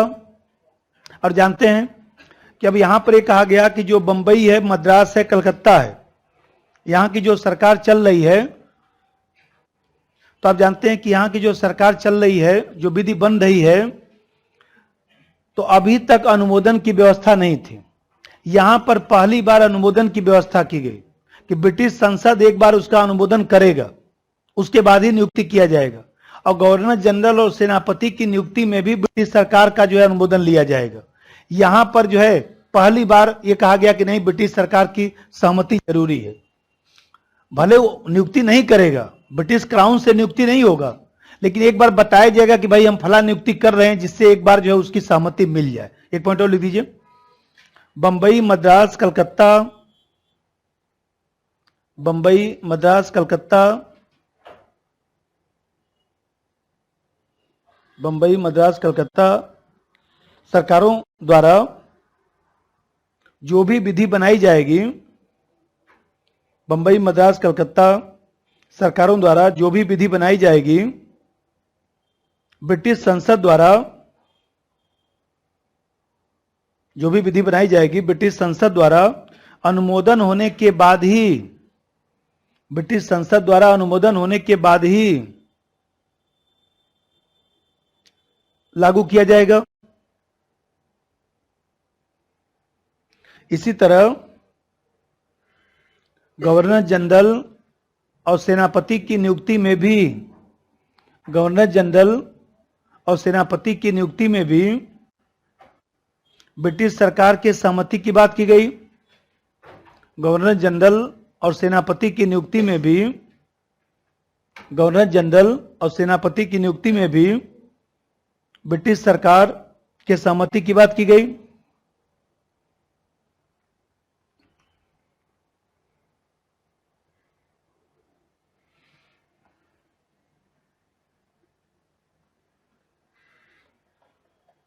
अब देखिए 1833 का चार्टर एक्ट, क्योंकि पूरे भारत के लिए अब यहां से बन रहा है, इसलिए उसको चार्टर एक्ट का नाम दिया जाता है। तब जानते हैं कि यहां पर जो है, जो गवर्नर जनरल है और उसकी जो काउंसिल है, यहां पर पहली बार पूरे भारत के लिए कानून बनाने का अधिकार जो है गवर्नर जनरल उसकी को परिषद को दे दिया गया। मतलब बंगाल का गवर्नर जनरल पूरे भारत का गवर्नर जनरल बन गया है। विलियम बेंटिंग कहा जाता है भारत का पहला गवर्नर जनरल कौन? William Bentinck. तो पूरे भारत का गवर्नर जनरल यहां पर बन गया, तभी तो उसको चार्टर का नाम दिया गया। नंबर 1, गवर्नर जनरल और उसकी परिषद को, गवर्नर जनरल उसकी परिषद को पूरे भारत के लिए कानून बनाने का अधिकार दे दिया गया। पूरे भारत के लिए कानून बनाने का अधिकार दे दिया गया। पूरे भारत के लिए कानून बनाने का अधिकार दे दिया गया। अर्थात बंगाल का गवर्नर जनरल भारत का गवर्नर जनरल बन गया। बंगाल का गवर्नर जनरल भारत का गवर्नर जनरल बन गया, विलियम बेंटिंग।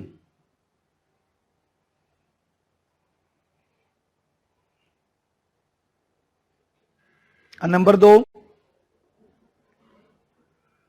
चाय और चीन के साथ व्यापार का एकाधिकार समाप्त, जो इसके पहले वाले में था। चाय और चीन के साथ व्यापार का एकाधिकार समाप्त। चाय और चीन के साथ व्यापार का एकाधिकार समाप्त।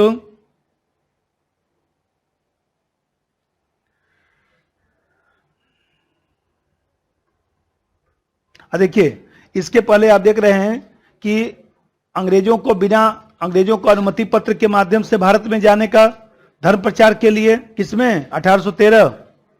एक बार क्या करिएगा, उसको जैसे लिखवा रहा हूं, एक बार कायदे से उसको एक बार अपने कायदे से लिखना पड़ेगा 4-5 पेज में, और लिख कर और उसके बाद इसको 2-3 बार उसको देख देख के लिखिएगा इसी को, और उसके बाद क्या करिएगा कि अपने पास रख लीजिएगा। 2-3 दिन 4 दिन पर इसको देखते रहिएगा। जब इतना हो जाएगा तो उसके बाद जितना प्रश्न आया होगा, कहीं मिल जाएगा, हिस्ट्री का क्वेश्चन मिल जाएगा, या सर लोग जहां पढ़ते होंगे वहां से ले लीजिएगा। तो संवैधानिक विकास का 100-150 क्वेश्चन 200 टिक लगा लीजिएगा, बस हो गया खत्म। क्योंकि एक बार जेहन में जाएगा और उसी से संबंधित टिक लगा लेना है। अरे 40-50 तो मैं भी लगवा दूंगा, अभी आज बनाता हूं ना, तो उतना तो मैं भी बनवा दूंगा। तो जैसे मैं बताया कि अरे पंचायत का टेस्ट हो गया था, आंसर आप लोग ले लिए थे? ठीक। कुछ लोग तो उसी दिन आंसर लेके चले गए थे। तो जैसे बताया कि यहां पर बिना अनुमति के जाने की छूट दे दी गई। लिख दीजिए, अंग्रेजों को बिना अनुमति पत्र के ही, इसी में लिखिएगा, अंग्रेजों को बिना अनुमति पत्र के ही भारत आने, रहने, भूमि खरीदने, भूमि खरीदने आदि की छूट दे दी गई। देखिए, कुछ लोगों का लिखने का स्पीड बढ़ गया कम से कम, है? राइटिंग सुधरा नहीं। इनका राइटिंग ब्रह्मा विष्णु महेश तीनों लोग मिलके पढ़े तो साइड में ना पढ़ पाए। कितने लोग धीरे धीरे लिख रहे थे तो स्पीड बढ़ गया ना थोड़ा सा। जब मान लीजिए तेज बोलता हूं तो गुस्सा तो बहुत आता होगा, लेकिन अब समस्या ये है कि उसको सकारात्मक लीजिए कि उसी बहाने थोड़ा स्पीड बढ़ गया लिखने का, उसको भी सकारात्मक लेना है। लिए तो रहे सकारात्मक, लेकिन अगला बात समझिए। अब जानते हैं यहां पर जो है ये जो 1833 तक ये सिस्टम क्या चल रहा है, 1+3। बढ़िया, चलिए अच्छा हुआ याद रहे। अब यहां पर 1+3 के जगह पर 1+3+1 कर दिया गया। इसका मतलब 1 का मतलब एक विधि सदस्य यहीं पर तो बढ़ रहा है। विलियम जो है क्या बोलते हैं, लॉर्ड मैकाले, बढ़िया, लॉर्ड मैकाले यहीं पर तो बढ़ रहा है। तो यहां पर 1+3 की जगह 1+3+1 कर दिया गया, विधि सदस्य लॉर्ड मैकाले। लिख दीजिए, अगला पॉइंट इसी में, गवर्नर जनरल की काउंसिल में एक चौथा सदस्य, गवर्नर जनरल की काउंसिल में एक चौथा सदस्य ब्रैकेट में कानूनी सदस्य, गवर्नर जनरल की काउंसिल में एक चौथा सदस्य ब्रैकेट में कानूनी सदस्य वही लॉर्ड मैकाले के रूप में बढ़ा दिया गया। चौथा सदस्य ब्रैकेट में कानूनी सदस्य लॉर्ड मैकाले के रूप में बढ़ा दिया गया। मतलब पहला कानूनी सदस्य कौन? Lord Macaulay. ऐसे बोल बोल के भी याद किया जाता है, ऐसे ले लेके कमरे में बोला जाता है, छत पर सुबह जाके पार्क में कस कस के चिल्लाइए।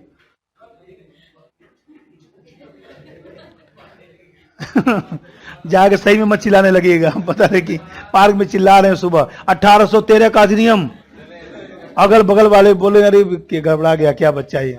तो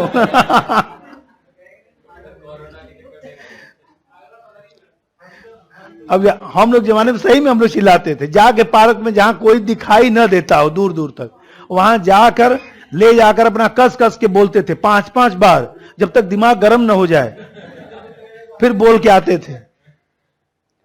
अब वो सब आदत छूट गया बच्चा लोगों का। पांचवा बात समझिए, जैसे कंपनी का जो सेवा है, तो कंपनी की सेवा में जो है योग्यता अनुसार भर्ती करने की बात की गई थी, ध्यान रखिएगा। कंपनी में योग्यता अनुसार भर्ती करने की प्रक्रिया कब से शुरू हुआ? 53। यहां बात की गई थी। कभी पूछता है कि कब पहली बार इसकी चर्चा की गई, तब 33 लगाइएगा, लिख दीजिए एक लाइन, ध्यान रखिएगा। कंपनी की सेवाओं में योग्यता अनुसार भर्ती करने की घोषणा, कंपनी की सेवाओं में योग्यता अनुसार भर्ती करने की घोषणा,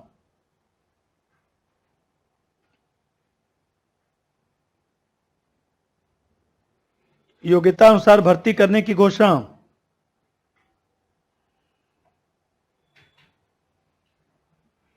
मान लीजिए मैं पूछूं कि प्रथम विधि आयोग का गठन कब?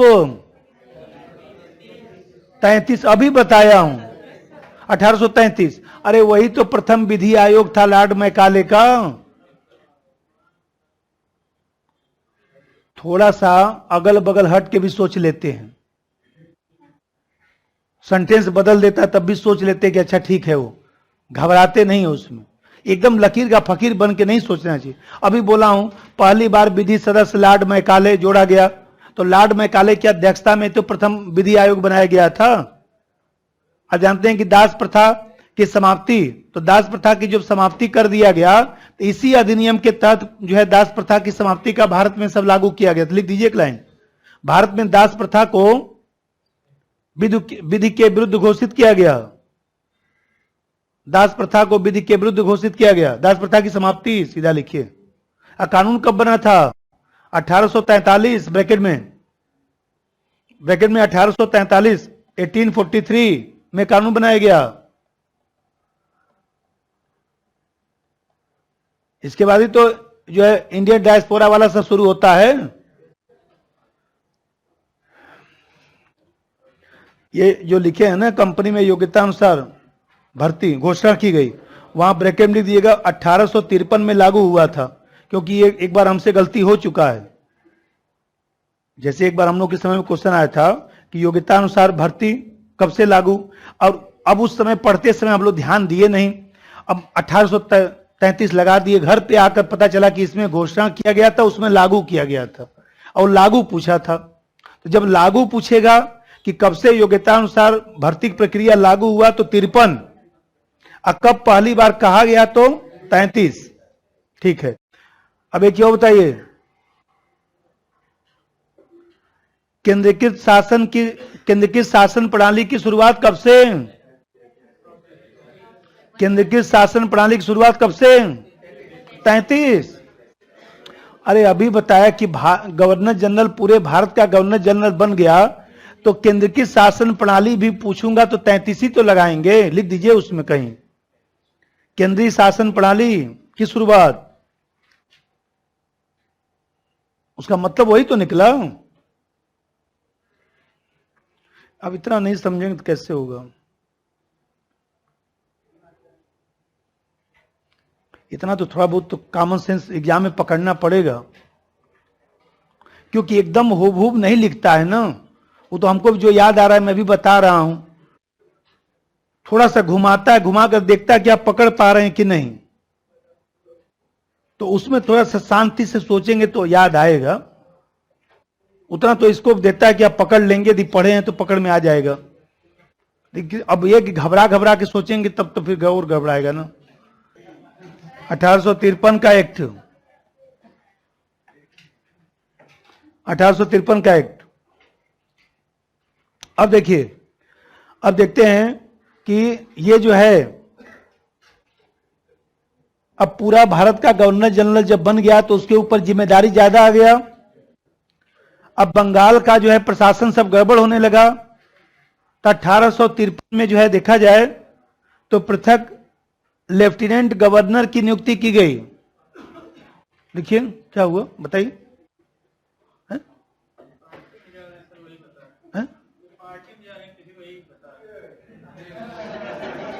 लिखिए नंबर 1, बंगाल के लिए बंगाल के लिए पृथक लेफ्टिनेंट गवर्नर, बंगाल के लिए पृथक लेफ्टिनेंट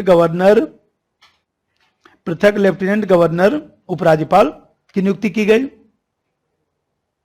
पृथक लेफ्टिनेंट गवर्नर की नियुक्ति की गई।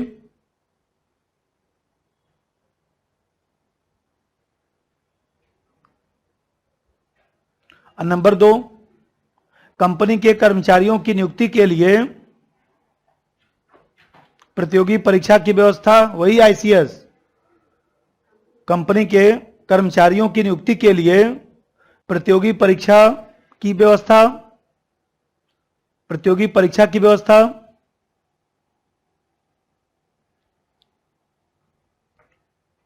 प्रतियोगी परीक्षा की व्यवस्था। नंबर 3 और भी लिख डालिएगा, लेजिस्लेटिव काउंसिल की बात पहली बार यहां पर की गई, यह भी बात ध्यान रखिएगा। कभी पूछे लेजिस्लेटिव काउंसिल की बात, वही जो हम लोग का जो आजकल जो संसद और विधानसभा ये सब हम लोग कहते हैं ना, उसकी बात पहली बार 53 में ही हुआ था। लेजिस्लेटिव काउंसिल लिख दीजिए, लिखवा देता हूं। पहली बार लेजिस्लेटिव काउंसिल ब्रैकेट में विधान परिषद की बात की गई।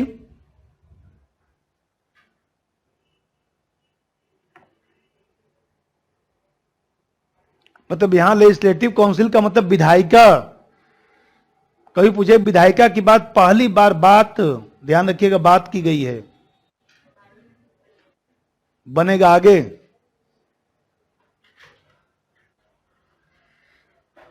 इसमें और लिख डालिएगा। अब ये तो जैसे मैं बताया कि ये सब जो है ऐतिहासिक परिप्रेक्ष्य हो गया। अब ऐतिहासिक परिप्रेक्ष्य के बाद आप जानते हैं कि कहानी सब पढ़े ही होंगे।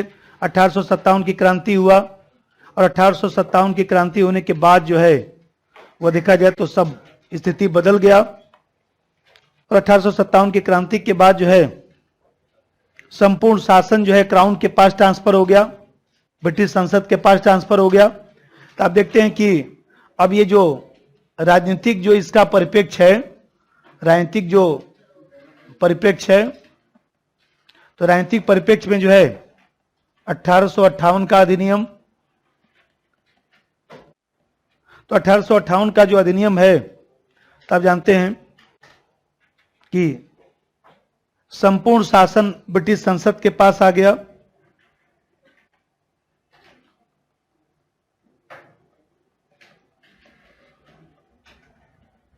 ब्रिटिश संसद क्राउन के पास आ गया।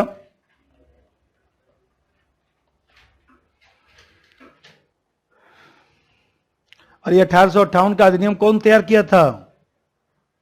पामस्टर्न।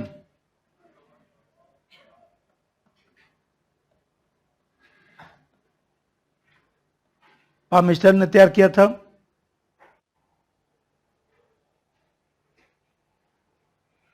अब यहां पर जब ब्रिटिश संसद के पास आ गया तो अब यहां पर देख रहे हैं कि 3 प्रकार की व्यवस्था हो गई। एक तो जो है गृह सरकार, जो आप लोग पढ़ते हैं, गृह सरकार।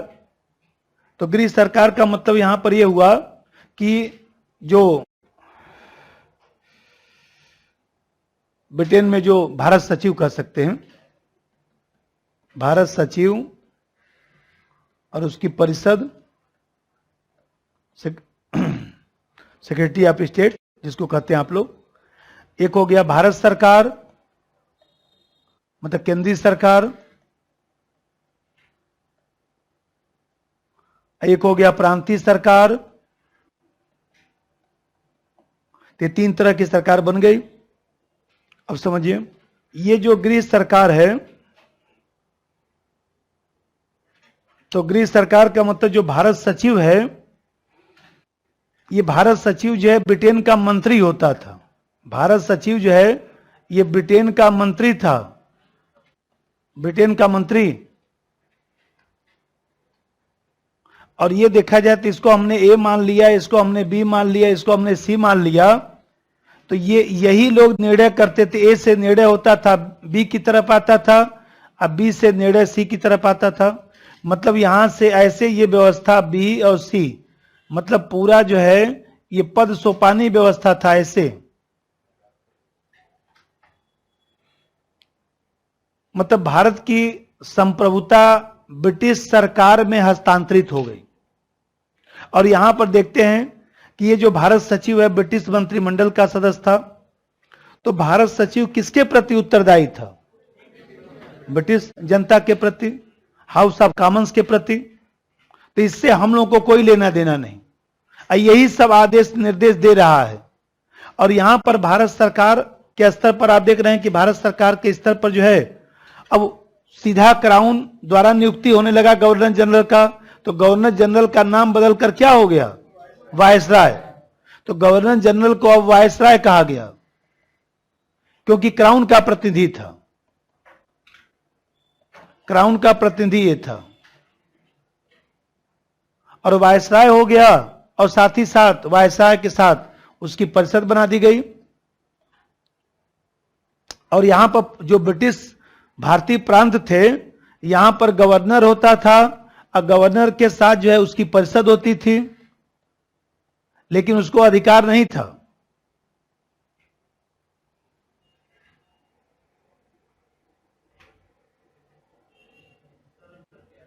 किसमें? अरे गवर्नर जनरल भारत सरकार केंद्रीय, देखिए पूरे भारत का राष्ट्रपति और राज्यपाल में जो अंतर है भाई, राष्ट्रपति राज्यपाल में जो अंतर है, गवर्नर जनरल का मतलब केवल वायसराय नाम है, क्योंकि वो क्राउन का प्रतिनिधि हो गया, वहां से सीधा नियुक्ति हो रहा है, इसलिए उसका नाम जो है गवर्नर जनरल हो गया। और यहां पर जो है जिसमें बताया कि ये सिस्टम हो गया। अब ये सिस्टम जो हो गया, तो ये जो गवर्नर जनरल उसकी परिषद है वो सीधा एक के नियंत्रण में कार्य कर रही है। और यहां पर आप देख रहे हैं कि पूरा जो है शक्तियों का संकेंद्रण है। शक्ति किसके पास है? एक के पास है। और यहां पर देखा जाए तो इस एक के अधीन बी हो गया, मतलब भारत सरकार जो है गृह सरकार के अधीन हो गया, और सभी प्रांतीय सरकारें किसके अधीन हो गया? तो भारत सरकार के अधीन हो गया। तो आप देखते हैं जब इतना कंसंट्रेशन ऑफ पावर होगा तो नागरिक अधिकारों का अभाव था। यहां पर देख रहे हैं कि भारतीय जनता के प्रति कोई उत्तरदायित्व नहीं, कोई चुनाव व्यवस्था नहीं। और फिर सबसे बड़ी बात है कि जितने भी प्रांत थे सब केंद्र के अधीन हो गए, कोई भी संघवादी व्यवस्था नहीं। तो यहां पर एक प्रकार से कह सकते हैं कि ईस्ट इंडिया कंपनी का जो शासन था वो समाप्त हो गया। और यहां पर देखा जाए तो ईस्ट इंडिया कंपनी के शासन के जगह पर सीधे जो है सत्ता किसके पास आ गया? ब्रिटिश सरकार के पास आ गया। बल्कि लिखवा देता हूं नोट करके, 2 लाइन नोट करके लिखिए तो नंबर 1 ऐसे पॉइंट भी लिखवा देता हूं, समझाता ही रह गया। ईस्ट इंडिया कंपनी के शासन का अंत हुआ, ईस्ट इंडिया कंपनी के शासन का अंत हुआ,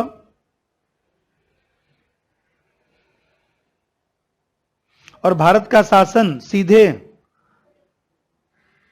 ईस्ट इंडिया कंपनी के शासन का अंत हुआ और भारत का शासन सीधे ब्रिटिश सरकार, भारत का शासन सीधे ब्रिटिश सरकार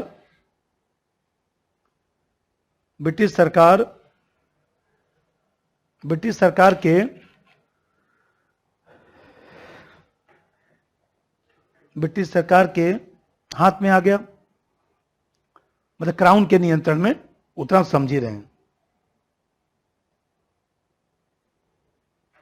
क्राउन के नियंत्रण में आ गया।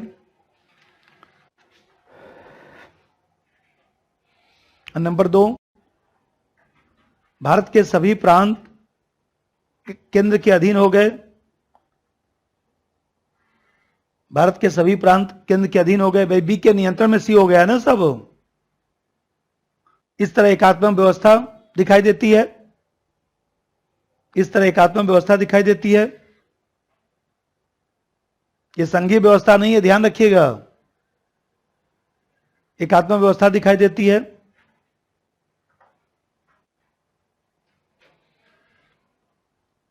नंबर 3,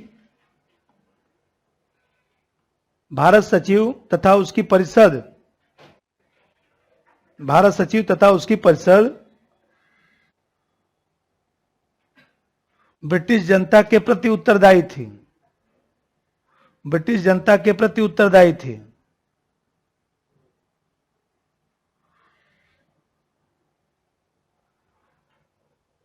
अर्थात हाउस ऑफ कॉमन्स के प्रति, हाउस ऑफ कॉमन्स के प्रति। अरे भाई मंत्रिपरिषद तो निचले सदन के प्रति उत्तरदायी होगा ना, अर्थात हाउस ऑफ कॉमन्स, कॉमन सभा के प्रति। भाई बताइए, ऐसे समझिए, मंत्रिपरिषद, तो मंत्रिपरिषद जो था, मंत्रिपरिषद का ही तो एक पार्ट जो है यह है भारत सचिव। अब मैं कहूं कि मान लीजिए गृह मंत्री किसके प्रति उत्तरदायी है? लोकसभा के प्रति, सामूहिक रूप से। तो इसी तरह से भी हाउस ऑफ कॉमन्स के प्रति हम लोगों से कोई लेना देना नहीं। इसका मतलब कि कंपनी का शासन का अंत हो गया। और देखिए, अब थोड़ा सा और बताएं, इस 1858 के अधिनियम को जो है स्वतंत्रता संघर्ष का मैग्ना कार्टा कहा जाता है। मैग्ना कार्टा इसलिए कहा जाता है क्योंकि कहीं ना कहीं जो है यहां पर अंग्रेजों ने अपने तानाशाही का अति कर दिया। शक्तियों का संकेंद्रण, चुनाव व्यवस्था का अभाव, संसदीय व्यवस्था का अभाव, नागरिक अधिकारों का अभाव, किसी प्रकार से कोई नागरिकों की कोई भूमिका नहीं, भारतीय नागरिकों के प्रति कोई उत्तरदायित्व नहीं, कोई संघवाद नहीं। अब फिर सबसे बड़ी बात यह है कि चूंकि समस्त शक्ति भारत का जो सचिव है, जो बोल रहा हूं समझ में आ रहा है, तो जो समस्त शक्ति है भारत सचिव और उसकी परिषद के पास चला गया, तो आप देखते हैं कि और ब्रिटिश संसद जो है भारत के शासन के प्रति उदासीन। ये बताइए, ब्रिटेन के लोगों को या ब्रिटेन की संसद को भारत के प्रति कल्याणकारी कार्य करने का क्या मतलब है? अब चाहे भारत सचिव ही क्यों करेगा, हम लोग के नाराज होने से क्या बिगड़ जाएगा उसका? उसकी सरकार थोड़ी न जाएगी। तब यहां पर देख रहे हैं कि कहीं ना कहीं जो है ये लोग जो है सब लोग भारत के प्रति एकदम उदासीन हो गए। यहीं पर तो ये बताइए, एक तो तानाशाही, उस पर से उदासीनता। इसीलिए इसको जो है, यदि ये अधिनियम नहीं आया होता तो हो सकता है कि हम लोगों में चेतना नहीं आई होती। जब तानाशाही होती है तभी तो चेतना आती है, वैसे थोड़े ना आता है। जब एक दो बार फेल होते हैं तभी तो झटका लगता है, वैसे कोई समझाता तो कहां कुछ समझ में आता है। नहीं, कोई परीक्षा नहीं हुई, जब एक दो बार फेल हो गए उसके बाद परीक्षा है कि नहीं? अरे नहीं सर, जानते पीटी परीक्षा है, एकदम दिमाग खराब कर दे रहा है। और वैसे में कोई नया नया बच्चा तैयारी करने आता है, इसको मैं समझाऊं, बाबू अच्छा से पढ़ लीजिए, पीटी भी एक परीक्षा होता है। अरे पीटी जानते हैं, कह रहे हैं पीटी पढ़ने के लिए। आप किसी जाके बोलेंगे जानते हैं त्रिपाठी सर के यहाँ पीटी पढ़ने जा रहे हैं, बोले अरे तेरी पीटी पढ़ने जा रहे हो, तुम पीटी तैयारी कर रहे हो, तुम्हारा ये स्तर हो गया। तो अरे मेंस पढ़ो, इंटरव्यू का पढ़ो, क्या पीटी पढ़ो? पीटी कोई परीक्षा है? वो तो मेंस में ही पीटी समाहित है, वो तो बस तुम्हारे जाने की देर है, टिक लगाने की देर है, वो तो ऐसे ही हो जाता है। तो वही बात है, पहली बार तो ऐसे ही समझा, और जब एक बार परीक्षा दे लेंगे उसके बाद तब लगता है कि अरे तो यूपी पीसीएस भी आसान नहीं है। हाँ ठीक है, पूरा एनालिसिस करिएगा, पढ़िएगा मत। तो अब देखते हैं कि यहां पर एक पॉइंट और लिखिए, भारतीय स्वतंत्रता का मैग्ना कार्टा, भारतीय स्वतंत्रता का मैग्ना कार्टा, इसी को लगाइएगा 1858, भारतीय स्वतंत्रता का मैग्ना कार्टा।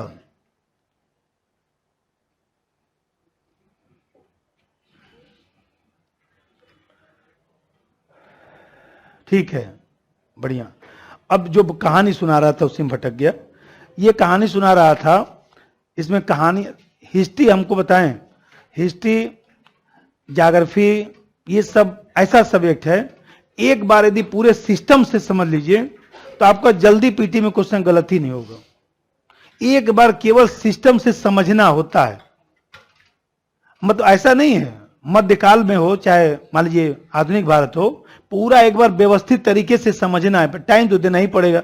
जैसे मैथ समझते हैं, फिजिक्स समझते हैं, वैसे ये सब भी है, साइंस की तरह है।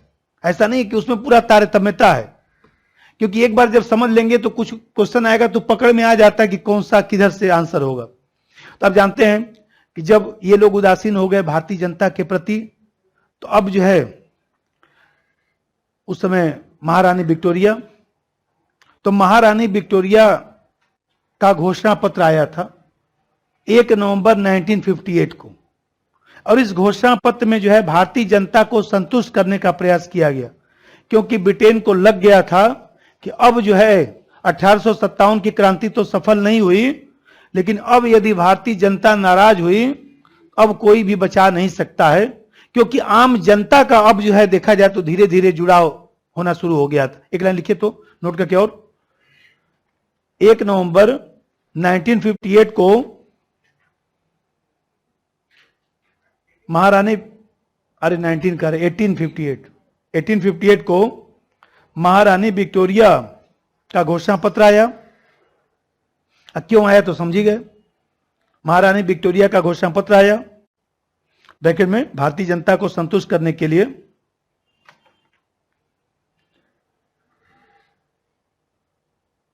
भारतीय जनता को संतुष्ट करने के लिए, जिसमें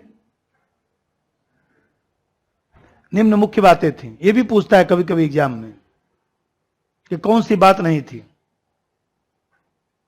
एक दो मैं लिखवा देता हूं, ABCD करके लिख दीजिए। ए, भारतीय प्रजा को, नंबर ए, भारतीय प्रजा को साम्राज्य के अन्य भागों में रहने वाली, भारतीय प्रजा को साम्राज्य के अन्य भागों में रहने वाली, साम्राज्य के अन्य भागों में रहने वाली ब्रिटिश प्रजा के समान समझा जाएगा, ब्रिटिश प्रजा के समान समझा जाएगा। अभी तो पिछले साल ही देख रहा था क्वेश्चन, 2 साल पहले पूछा था कि विक्टोरिया के घोषणा पत्र में कौन सी बातें नहीं थी, या 2 स्टेटमेंट लिखा था। नंबर 2, अन्य भागों में रहने वाली ब्रिटिश प्रजा के समान माना जाएगा, समझा जाएगा। नंबर 2, लोक सेवाओं में शिक्षा योग्यता के आधार पर भर्ती होगी, लोक सेवाओं में शिक्षा योग्यता के आधार पर भर्ती होगी, शिक्षा योग्यता के आधार पर भर्ती होगी। और नंबर 3 सी, ABCD करके लिख दीजिए, और भी जाके नोट्स में से लिखिएगा, हिस्ट्री किताब आज खोलिएगा, कहीं धूल देख रहा होगा। और नंबर 3, मूल वंश लिंग धर्म, मूल वंश लिंग धर्म निवास, मूल वंश लिंग धर्म निवास के आधार पर भेदभाव नहीं किया जाएगा,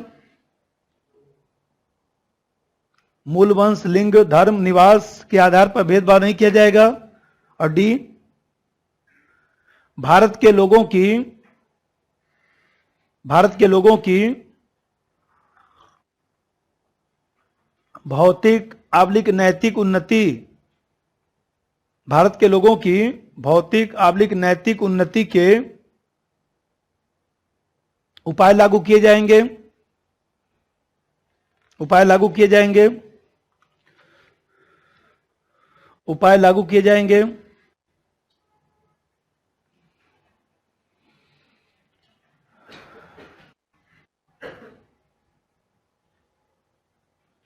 मैं प्रश्न पूछूं, अब बताइएगा सोच के, इधर बताइए।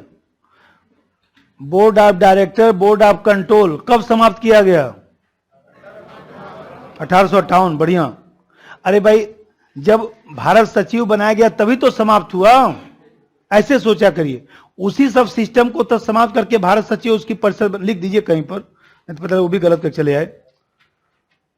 बोर्ड ऑफ डायरेक्टर तथा बोर्ड ऑफ कंट्रोल को समाप्त करके भारत सचिव का पद बनाया गया था, भारत सचिव का पद बनाया गया था, भारत सचिव का पद बनाया गया था। ये बताइए, हम लोग कहें कि पहला वायसराय कौन? कैनिंग, माउंटबेटन यहां पर लगेगा। अरे ठीक है, खूब पढ़िए, मन लगा के एक लाइन लिख दीजिए। अब भाई हमें कहते हैं यहीं पर तो कैनिंग आ रहा है और कैनिंग को वायसराय बनाया जा रहा है। पहला वायसराय कैनिंग, वही लिख दीजिएगा। पहला क्या छूट गया? बोलू दोबारा। पहला वायसराय कैनिंग,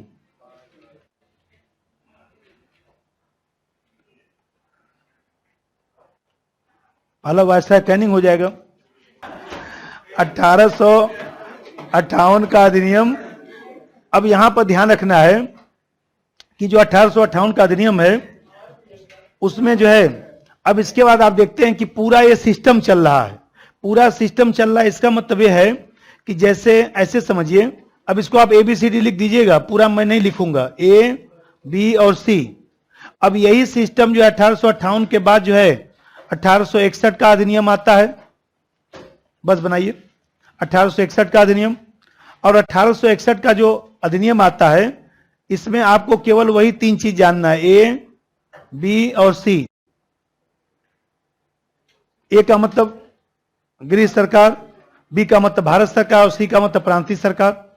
और यहां पर ध्यान रखना है कि अब आपको यह ध्यान रखना है कि इस A में क्या परिवर्तन हुआ, B में क्या हुआ, C में क्या हुआ। तो A में लिख दीजिए कोई परिवर्तन नहीं, कोई परिवर्तन नहीं। मतलब जो भारत सचिव और उसकी परिषद चल रही थी वही सिस्टम यहां पर चल रहा है, कोई परिवर्तन नहीं हुआ। और यहां पर जो है बी में अब क्या क्या बी में परिवर्तन हुआ है ये आपको ध्यान रखना है कि बी में क्या क्या परिवर्तन हुआ। तो बी में जो है जो परिवर्तन हुआ, मान लीजिए 2 4 5 जो मुख्य मुख्य परिवर्तन हुआ वो आपको ध्यान रखना है कि क्या क्या परिवर्तन हुआ।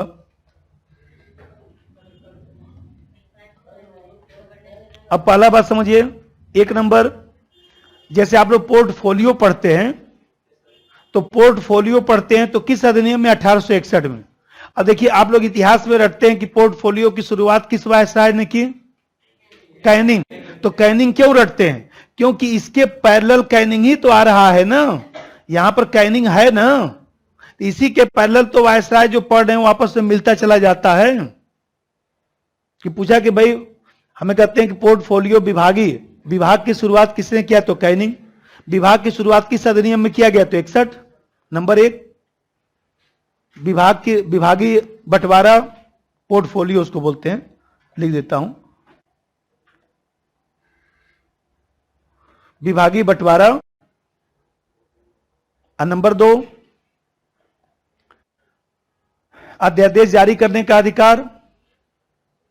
इसी बी में ही परिवर्तन चल रहा है, 3 4 लिखवा देता हूं जो मुख्य मुख्य है। अध्यादेश जारी करने का अधिकार, अध्यादेश जारी करने का अधिकार।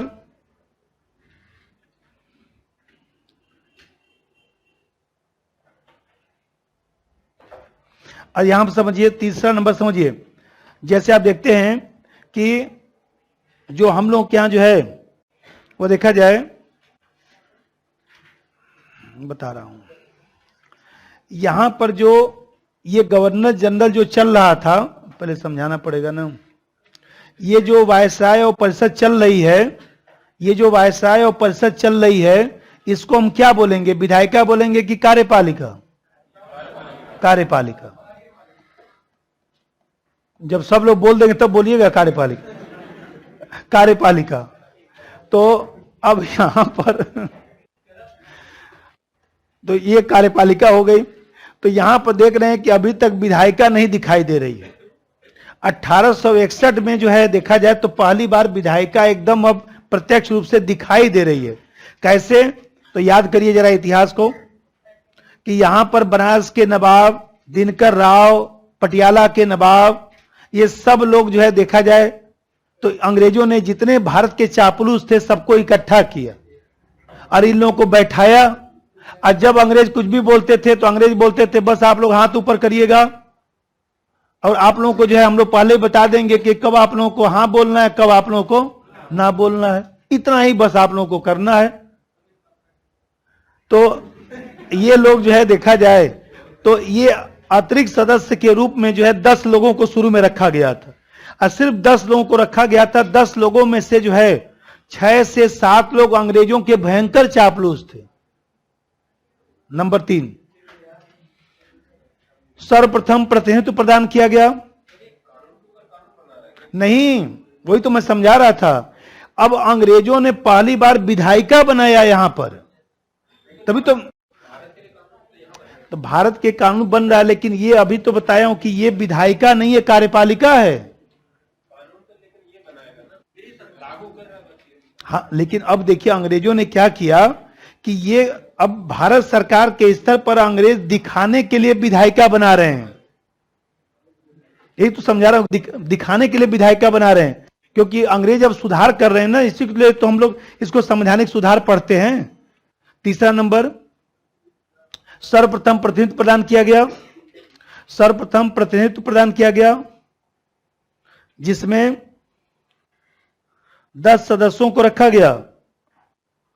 10 सदस्यों को रखा गया। यह विधायिका की शुरुआत है। 10 सदस्यों को रखा गया, यह विधायिका की शुरुआत है।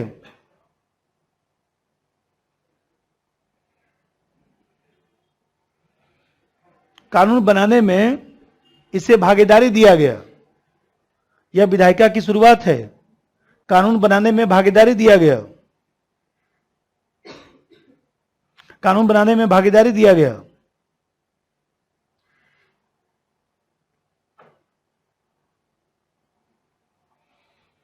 मतलब अंग्रेज अब ये दिखाना चाह रहे हैं कि हम लोगों के यहाँ कानून जो है, अब देखा जाए तो विधायिका के माध्यम से बन रहा है। बकायदे आप लोगों के प्रतिनिधि हाँ में हाँ बोल रहे हैं, तब हम लोग कानून बना रहे हैं। और यहां पर एसोसिएशन की शुरुआत, नंबर 4, एसोसिएशन संगठन की शुरुआत, इसके बाद ही तो कांग्रेस बनेगा। एसोसिएशन की शुरुआत। एक पॉइंट और लिखिए, स्थायी प्रशासनिक ढांचे की स्थापना। स्थायी प्रशासनिक ढांचे की स्थापना। स्थायी प्रशासनिक ढांचे की स्थापना। ठीक है, और यहां सी में लिख दीजिए स्थायी प्रशासनिक ढांचे की स्थापना। अरे जब विभागीय व्यवस्था बनेगा तभी तो प्रशासनिक ढांचा बनेगा। थोड़ा सा दिमाग लगाना चाहिए, ध्यान रखिएगा। अब बदले मैं पूछ देता प्रश्न की स्थायी प्रशासनिक ढांचा, ये तो लिखवाए नहीं। अरे लिखवाए तो विभागीय तो लिखवाया था। जब विभाग बनेगा, मंत्रालय बनेगा, तभी तो स्थायी प्रशासनिक ढांचा बनेगा। ऐसे सोचना पड़ता है। 80 में लिख दीजिए, सी में लिख दीजिए। अच्छा, सी में तो पहले बताया नहीं ना, यहां पर तो एक लाइन लिखवाना पड़ता था ना, गवर्नर और परिषद।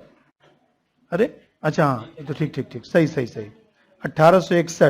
1861 ही पढ़ाया हूं ना। अच्छा तब हाँ ठीक ठीक सही है। यहां पर अच्छा लिखा नहीं था ना, इसलिए याद नहीं आया। गवर्नर प्लस परिषद इसकी। तो यहां पर ध्यान रखिए कि ये लोग जो है, इसमें लिखिए, मैं लिखवा दूं, इसमें कोई परिवर्तन नहीं हुआ। अर्थात भारत सरकार के अधीन ही, भारत सरकार के अधीन ही प्रांत बने रहे। भारत सरकार के अधीन ही प्रांत बने रहे। भारत सरकार के अधीन ही प्रांत बने रहे।